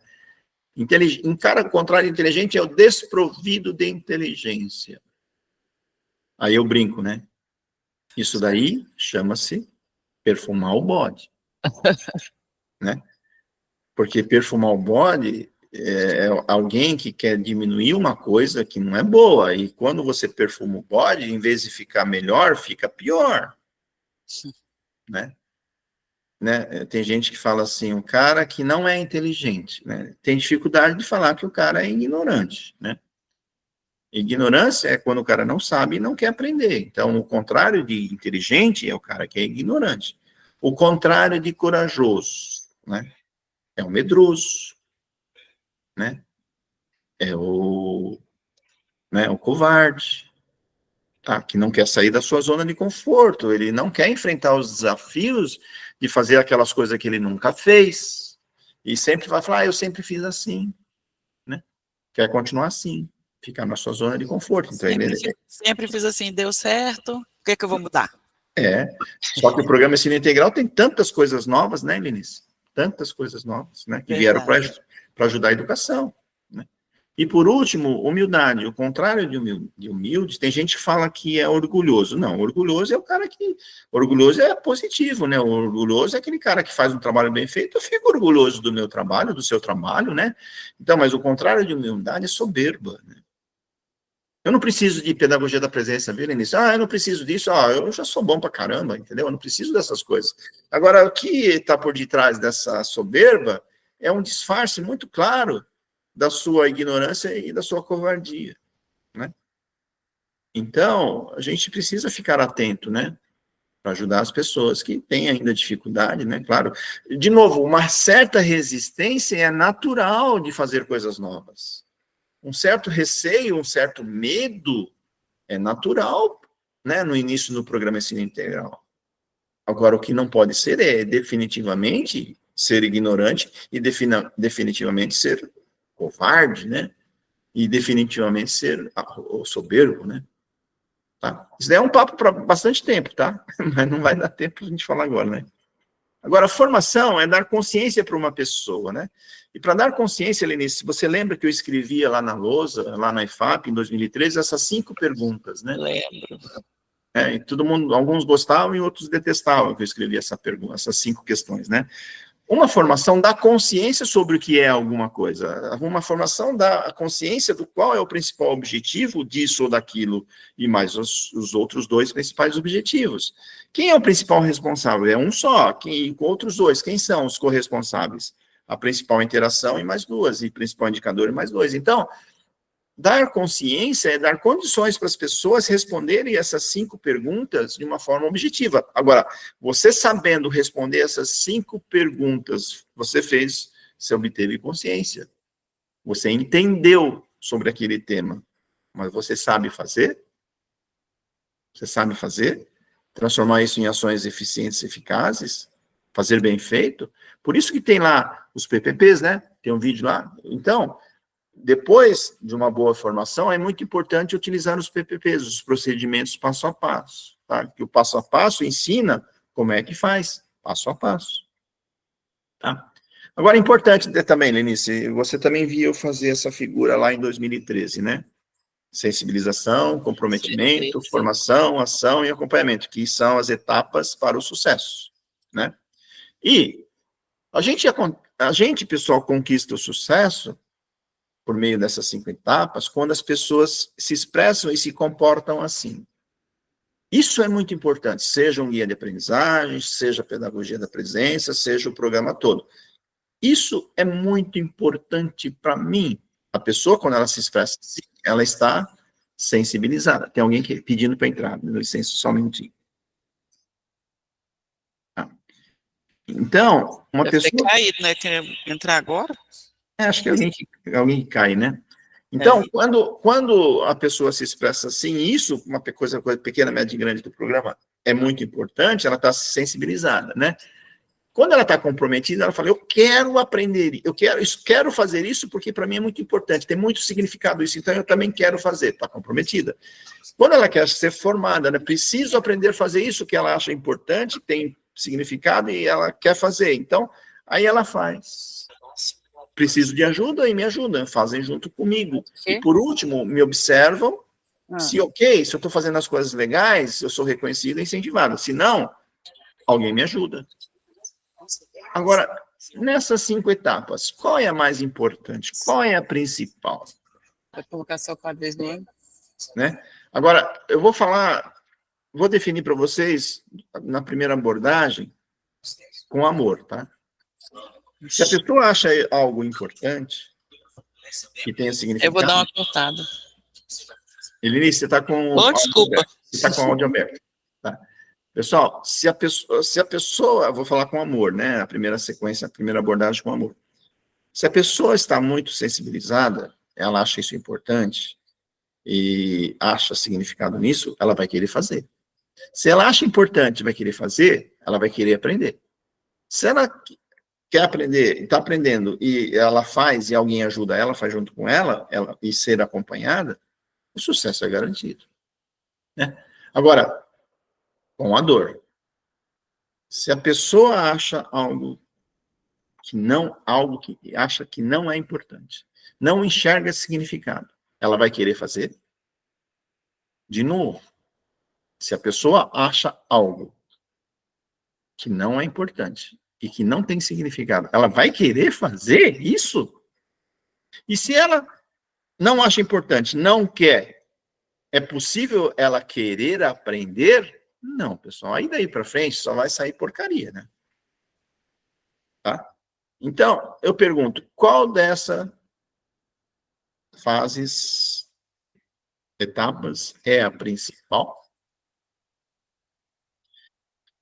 De novo,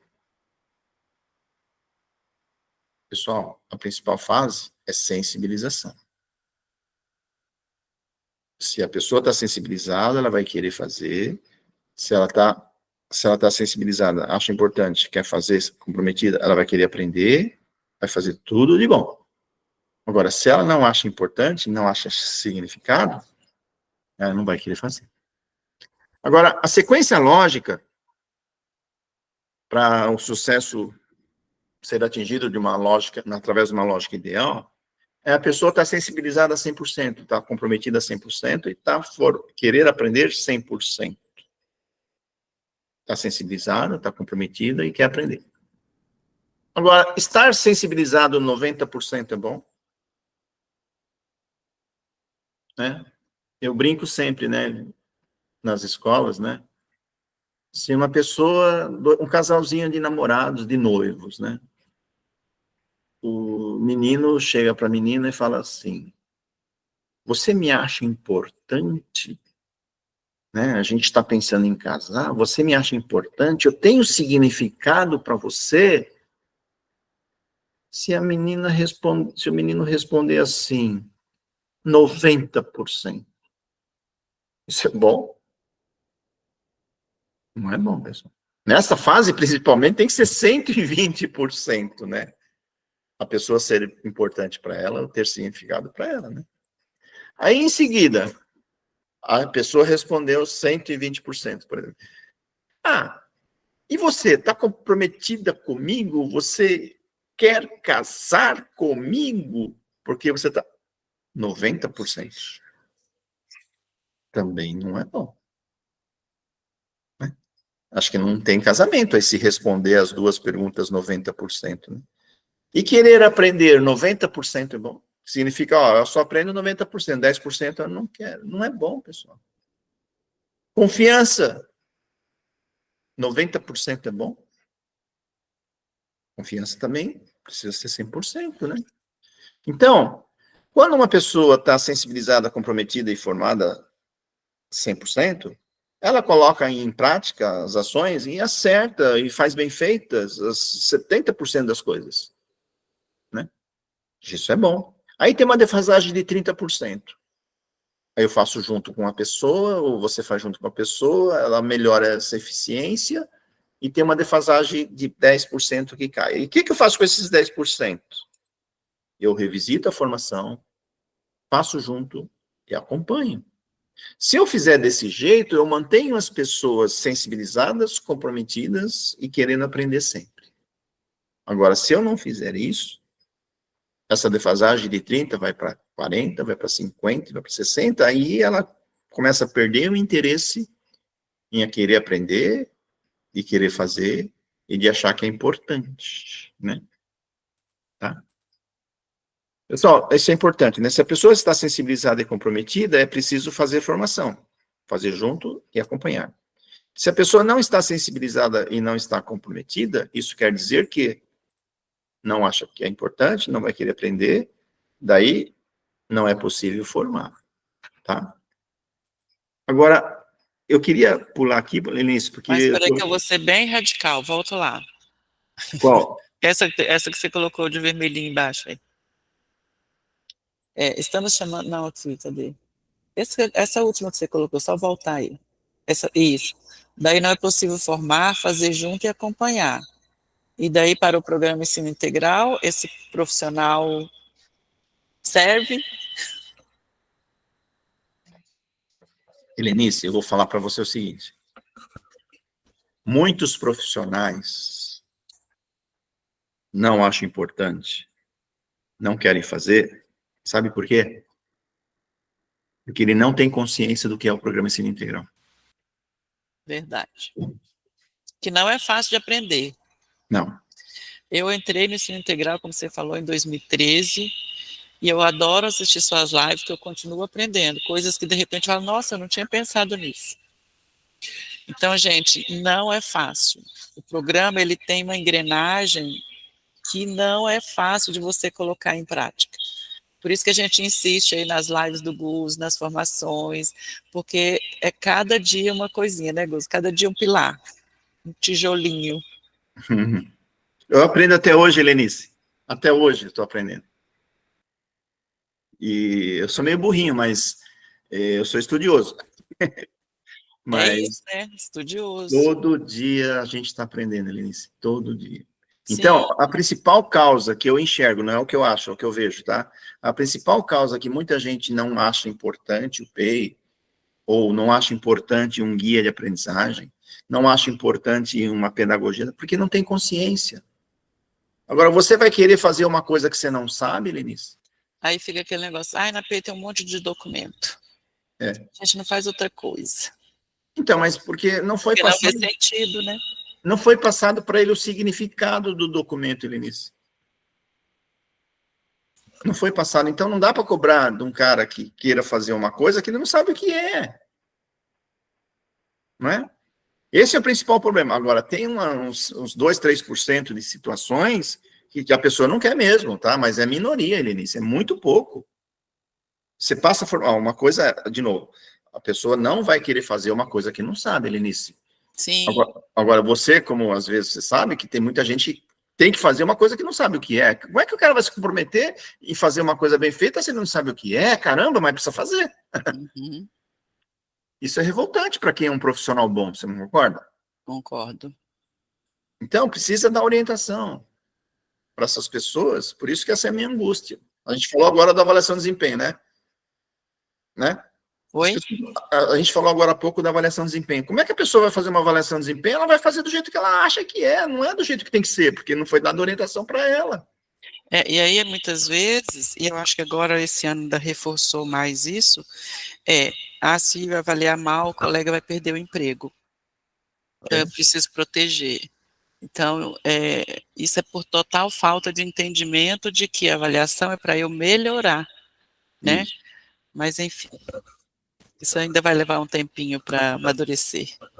Tá, eu vou pular alguns slides aqui, Lene, senão a gente não vai ter tempo, tá?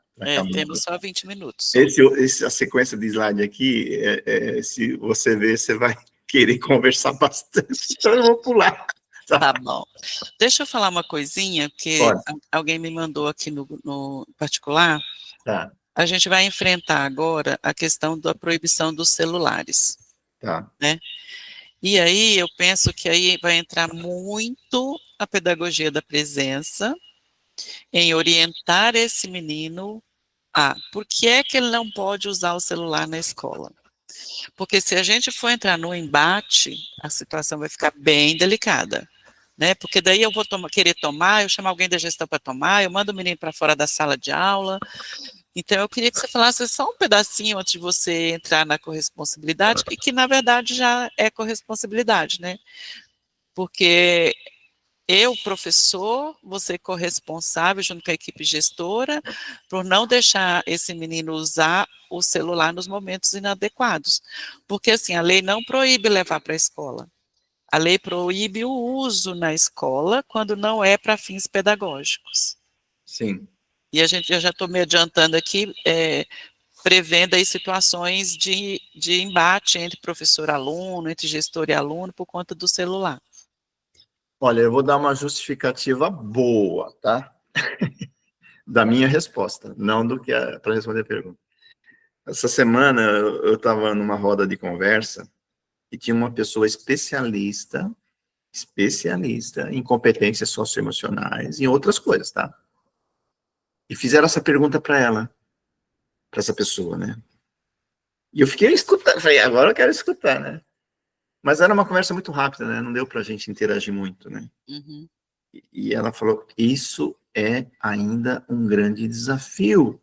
Como é que vamos lidar Sim. com essa proibição da molecada de uma coisa que eles fazem 90% do tempo, que é mexer no celular? Como é que a gente vai fazer isso? Será que tem uma resposta certa hoje, Lenice? Hoje, será que tem uma resposta certa? Faça isso. Não.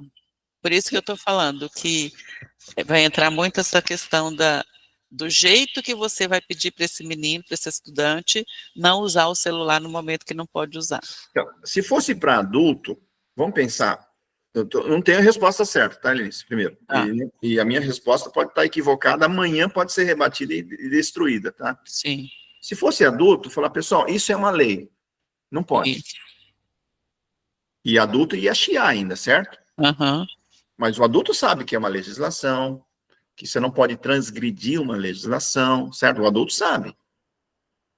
Mesmo assim, ele já está revoltado. Né? Tem gente que está revoltado já, né? Porque o adulto também não vai... agora uma coisa, o adulto não vai poder usar na escola, certo?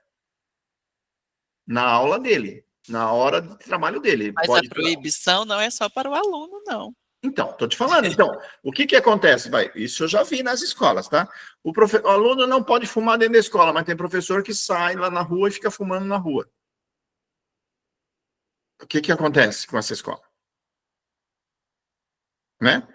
Não, o aluno não pode sair da escola. O professor pode, na hora de trabalho, para fumar. O celular é uma coisa menor, mas o fumar é pior do que celular, certo? Então, primeira coisa que as escolas precisam fazer, o adulto, no mínimo, vai ter que ficar escondido usando o celular. No mínimo, certo? Não estou falando que isso é feio também, mas ele não vai poder mostrar que ele está usando o celular e ele pode e os meninos não podem, né? Está errado, está transgredindo a legislação, certo? Então, sim, a primeira coisa que a gente pode falar que isso não é o que eu acho, é o que deve ser, né? Isso não é opinião, certo? O adulto não pode usar o celular no horário de trabalho, que não seja trabalho, certo? Fins pedagógicos, sim. Isso é corresponsabilidade, isso é excelência em gestão, isso é protagonismo sênior e outras coisas mais, certo? Sim. Ponto. Esse é o primeiro ponto. E se tiver um professor usando e os meninos veem, quem quiser controlar o celular vai ter credibilidade para falar? O que os meninos vão falar? O professor tal usa, o outro professor usa, por que eu não posso usar? Acabou a argumentação, né? Acabou. A primeira coisa é isso, eu estou usando o programa para justificar, certo? Sim. Agora, uma outra coisa que eu estou pensando alto aqui, não estou definindo, eu já falei, né, Linice, não quero me comprometer com as respostas que eu estou dando agora, porque eu não estudei, tá? Precisa achar formas de atividades, que é difícil, que minimamente, no começo, substitua o uso do celular. Uhum. A escola, por definição, a escola ensino integral precisa ser divertida, né, Lenice? Tem que ser interessante, ser difícil também, né? Mas precisa ser divertida, precisa ser interessante, precisa ser difícil. Então, se o menino está usando o celular, ele prefere usar o celular, o que significa? Que a escola não é divertida. Que não chama a atenção dele. E ele prefira fazer as atividades da escola, ele prefere usar o celular. Então, a escola tem uma série de atividades, seja de clube juvenil, seja de tutoria, seja de eletivas, que precisa chamar a atenção do moleque para ele se desenvolver, seja no pedagógico, seja no comportamental e seja no protagonismo, etc. Então, precisa descobrir, que eu não sei o que é, algumas atividades, algumas coisas, que, entre aspas, substitua no começo minimamente o celular, né? Que é difícil, eu não sei agora o que. Né? Agora, a legislação, eu acho que tem que obrigar a molecada a entender um pouquinho, né, Lenice? Mesmo que, tipo, falar, pessoal, a legislação, o que é uma legislação? Tem que explicar para a molecada, legislação Sim. é isso, isso, isso, isso. Eles vão entender do jeito deles, Lenice, mas, quem cumprir a legislação é um cidadão normal. Quem não cumpre a legislação pode sofrer uma penalização pequena, média ou grave, certo? Certo. Explicar para eles, quem comete uma multa, uma transgressão aí de passar na contramão, ele leva uma multa. Se ele fizer uma outra coisa, é uma multa mais pesada. Se ele fizer alguma outra coisa, ele pode ser preso. Se ele fizer outra coisa, ele pode ser condenado a 10 anos de prisão. Não estou exagerando, né? Mas as crianças precisam entender isso. Até porque nessa lei ela não prevê penalidades, né? Então, assim, é um embate entre professor e aluno, ou equipe gestora e aluno. E o que eu quero aqui deixar registrado é, não vamos bater de frente, vamos esclarecer, que nem você está falando, né? Vamos tentar ir formando esse personagem aí de usar menos o celular, interagir mais, explicar por que a importância disso, porque senão a gente vai ter muito problema, Gus. Por isso que eu abordei, assim, dei uma entrada aí na sua formação, mas eu acho que tem tudo a ver com a corresponsabilidade e com a pedagogia da presença, de saber lidar com essa situação. Eu queria antecipar, já que você está... Eu falar assim, ó, o que você pode ajudar o menino? Não usar o celular. Pedagogia da presença é uma coisa, educação interdimensional é outra coisa, 4 pilares é outra coisa, e protagonismo juvenil, você tem que aplicar os princípios, certo? Para ajudar o moleque. Sim. Ok? Para o adulto ser o exemplo de tudo isso, ele precisa praticar as premissas. Ótimo. Ele precisa praticar o quê? Formação continuada. Tem que dar instrução para ele, para o adulto, tem que dar formação para a molecada, o que é uma legislação, o que pode, o que não pode, formação continuada, certo? Todo mundo precisa ser corresponsável, principalmente partindo dos adultos. Tanto para dar orientação, também para não usar, não fomentar discussões sobre isso, polêmicas, né? Porque, desculpa, o professor, por mais que ele discorde, ele tem que falar que não pode, certo? Não, pessoal, isso é uma legislação, eu não posso permitir vocês, etc, etc. Agora, o que não pode acontecer, Lenice? Desculpa. Isso eu sei que acontece nas escolas. Pessoal, eu até sou favorável ao uso do celular, mas a legislação fala que não pode. Se o professor falar isso, meu Deus do céu, dá um problema. Ou, pior ainda, se um professor deixar usar.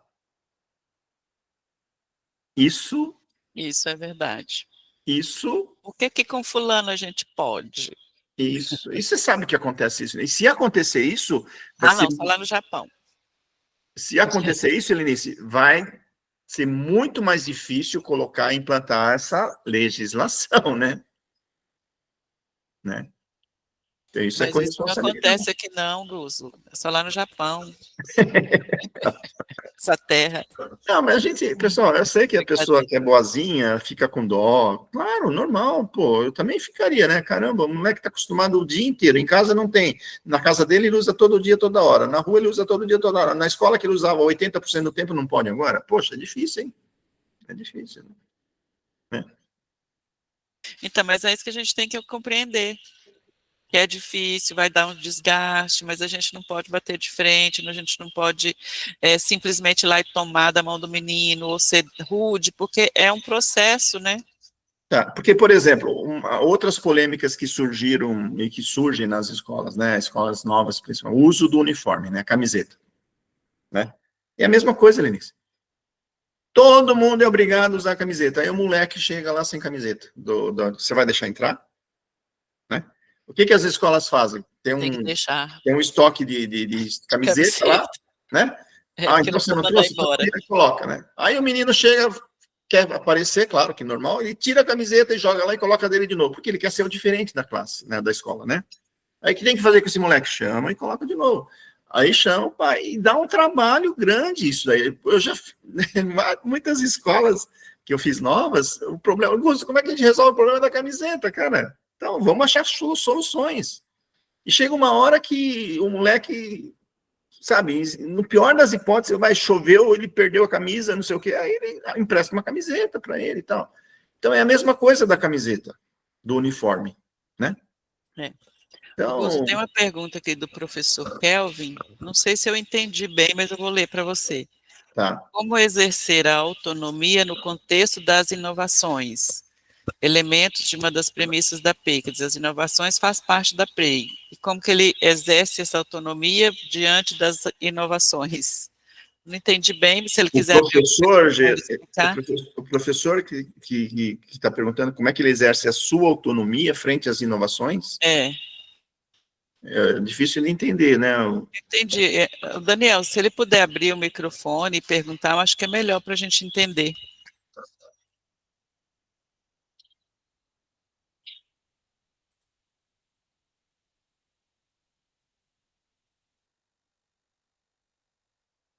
Oi, Daniel. Fala, professor. Esse é o Abreu, boa Kelvin. tarde. Tudo bem? Boa tarde. Uso, Elinice, pessoal, boa tarde. Que o Boa professor- tarde, Kelvin. É que a gente tentou ser bem sucinto, acabou, acho que não deu para entender muito. Mas, assim, Isso. no contexto das premissas da PEI, foi falado sobre a questão das inovações, aí nós discutimos a importância da autonomia, né, o que seria um bom profissional, que tem todos aqueles elementos, questão da inteligência, da humildade, né? Mas a minha dúvida é assim, na verdade, seria uma provocação positiva. Inquietação. Lembrando que eu estou entrando agora na PEI, então é tudo novo para mim também, tá? Mas é justamente assim, como nós podemos exercer autonomia, né, diante das demandas que nós temos do dia a dia, que fazem parte do nosso trabalho, enfim, né, que dizem respeito ao material, que viram aí, também nos tratos com os alunos e tudo mais, considerando a questão da inovação pedagógica, né? Eu lembro que foi dito a importância do professor inovar, do professor sair daquele tradicional, enfim, né? Como que nós podemos, diante da nossa realidade, né, da secretaria, trabalhar com professor do quê, autonomia? Eu Kelvin? sou professor de matemática. Isso. Eu vou só resumir para o Guzo. Certo. Plataforma, material digital, e como é que ele sai disso? Isso. Como que a gente Ser mais consegue sair inovador, disso? mas com aulas mais dinâmicas, não é isso? Isso. É mais ou menos nessa perspectiva. Obrigado. Falou. Você poderia traduzir a pergunta para mim, então, É Helene? assim, a secretaria cobra hoje as metas em cima das plataformas e eles têm material digital, que são slides de todas as aulas do currículo, né? E que, mais ou menos, a secretaria controla aí pelos quantidade de material baixado por professor. E acho que a inquietação do Kelvin bom, você está falando para mim que eu tenho que inovar, que eu tenho que dar aulas né, motivar o meu aluno a aprender, dar significado, mas eu tenho que cumprir a plataforma, eu tenho que cumprir o material didático, como é que eu vou inovar mediante essas determinações da secretaria? E eu vou me atrever aqui, Guzo, que eu acho que não é uma pergunta para você, eu acho que é mais para mim, e como o tempo está bem escasso, eu acho que depois eu vou lá na escola e converso com eles. Porque eu fico numa situação difícil para responder também, né, Lenice? Porque eu não conheço profundamente as plataformas, né? Sim. Eu não sei o que tem lá, o que eu sei que são, as pessoas, algumas falam que são obrigatórias, outras falam que é de suporte, de ajuda, né? Então, eu não tenho... é um suporte, mas que é um pouco obrigatória também, porque tem metas estabelecidas, né? Então, eu fico realmente numa situação difícil, eu não saberia responder com precisão, aí eu não queria dar a minha opinião, né? Sim. Eu estou aqui para mostrar para vocês o que é o programa Ensino Integral, e não para ficar dando opiniões, né? Então... A gente vai ficar devendo essa pergunta. Daniel, você cobra da Helenice, ela já falou que vai te ajudar, tá? Desculpa, tá? Imagina, Gus. Tá bom? Vamos falar um pouquinho de correspondência. Helenice, eu acho que não vai dar tempo para a gente falar muito mais, né, de outras coisas, mas a gente falou da formação continuada. A formação continuada, pessoal, é a mãe das premissas, né? De novo, existe uma relação aí de causa e efeito também entre as premissas, e a formação continuada é a mãe delas, né? Agora, corresponsabilidade, se a gente puder falar rapidamente, né? Helenice, depois a gente pode marcar outro dia, tá? Para continuar. Depois eu combino com eles. Você quer combinar para terminar as premissas e mais alguma coisa no outro encontro, em breve, que a gente possa fazer? O que você acha? Eu acho melhor, até porque faltam 3 minutos para o seu tempo e para o tempo deles também, que o horário deles é até às 16 horas. Aí, se você só fecha mais ou menos do que você falou, e depois eu combino com você um outro dia em ATPCG, só que assim, vai ser difícil ter todos eles juntos, porque mas a gente deixa gravado, Helenice, a gente deixa gravado e depois eles assistem, tá bom? Tá bom, beleza. Então, pessoal, a gente falou das premissas, né, dos princípios, e começamos a falar das premissas só formação continuada, né, e só queria reforçar para vocês, pessoal, reforcem bastante a consciência, né, e as práticas, que não são muito difíceis, como eu tentei simplificar para vocês, né, disso na escola, né. Então, por exemplo, diretor, receba os alunos todos os dias, se possível, junto com o vice, com alguns professores, os alunos na entrada da escola, né, na saída da escola, né.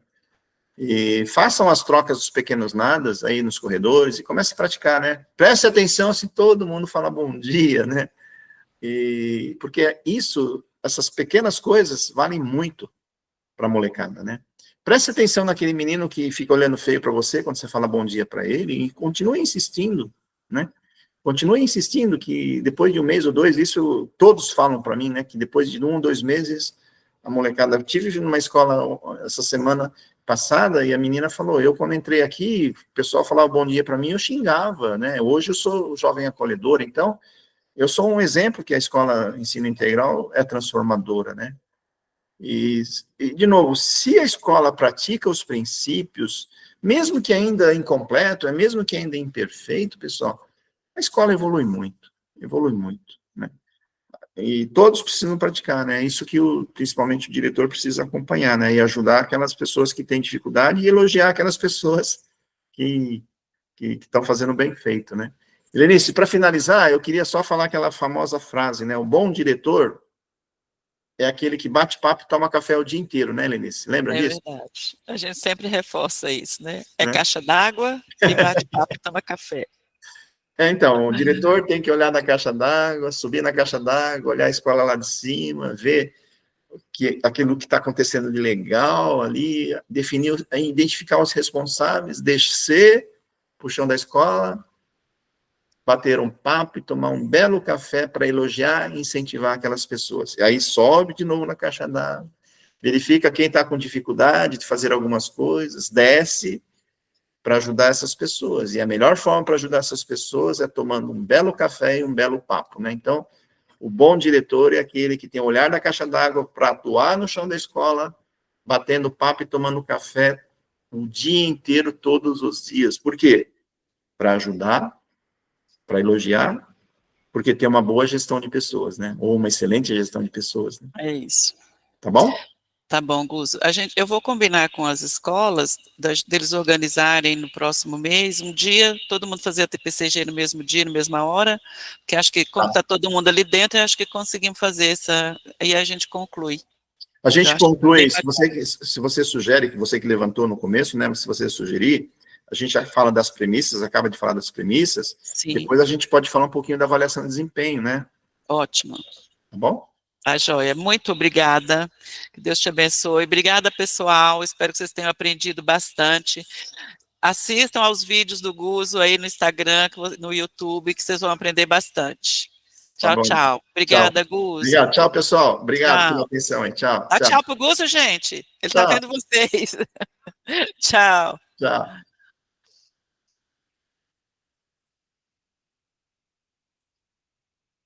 Umas carinhas com vontade de ir embora, né? Tchau. Tchau. Tchau.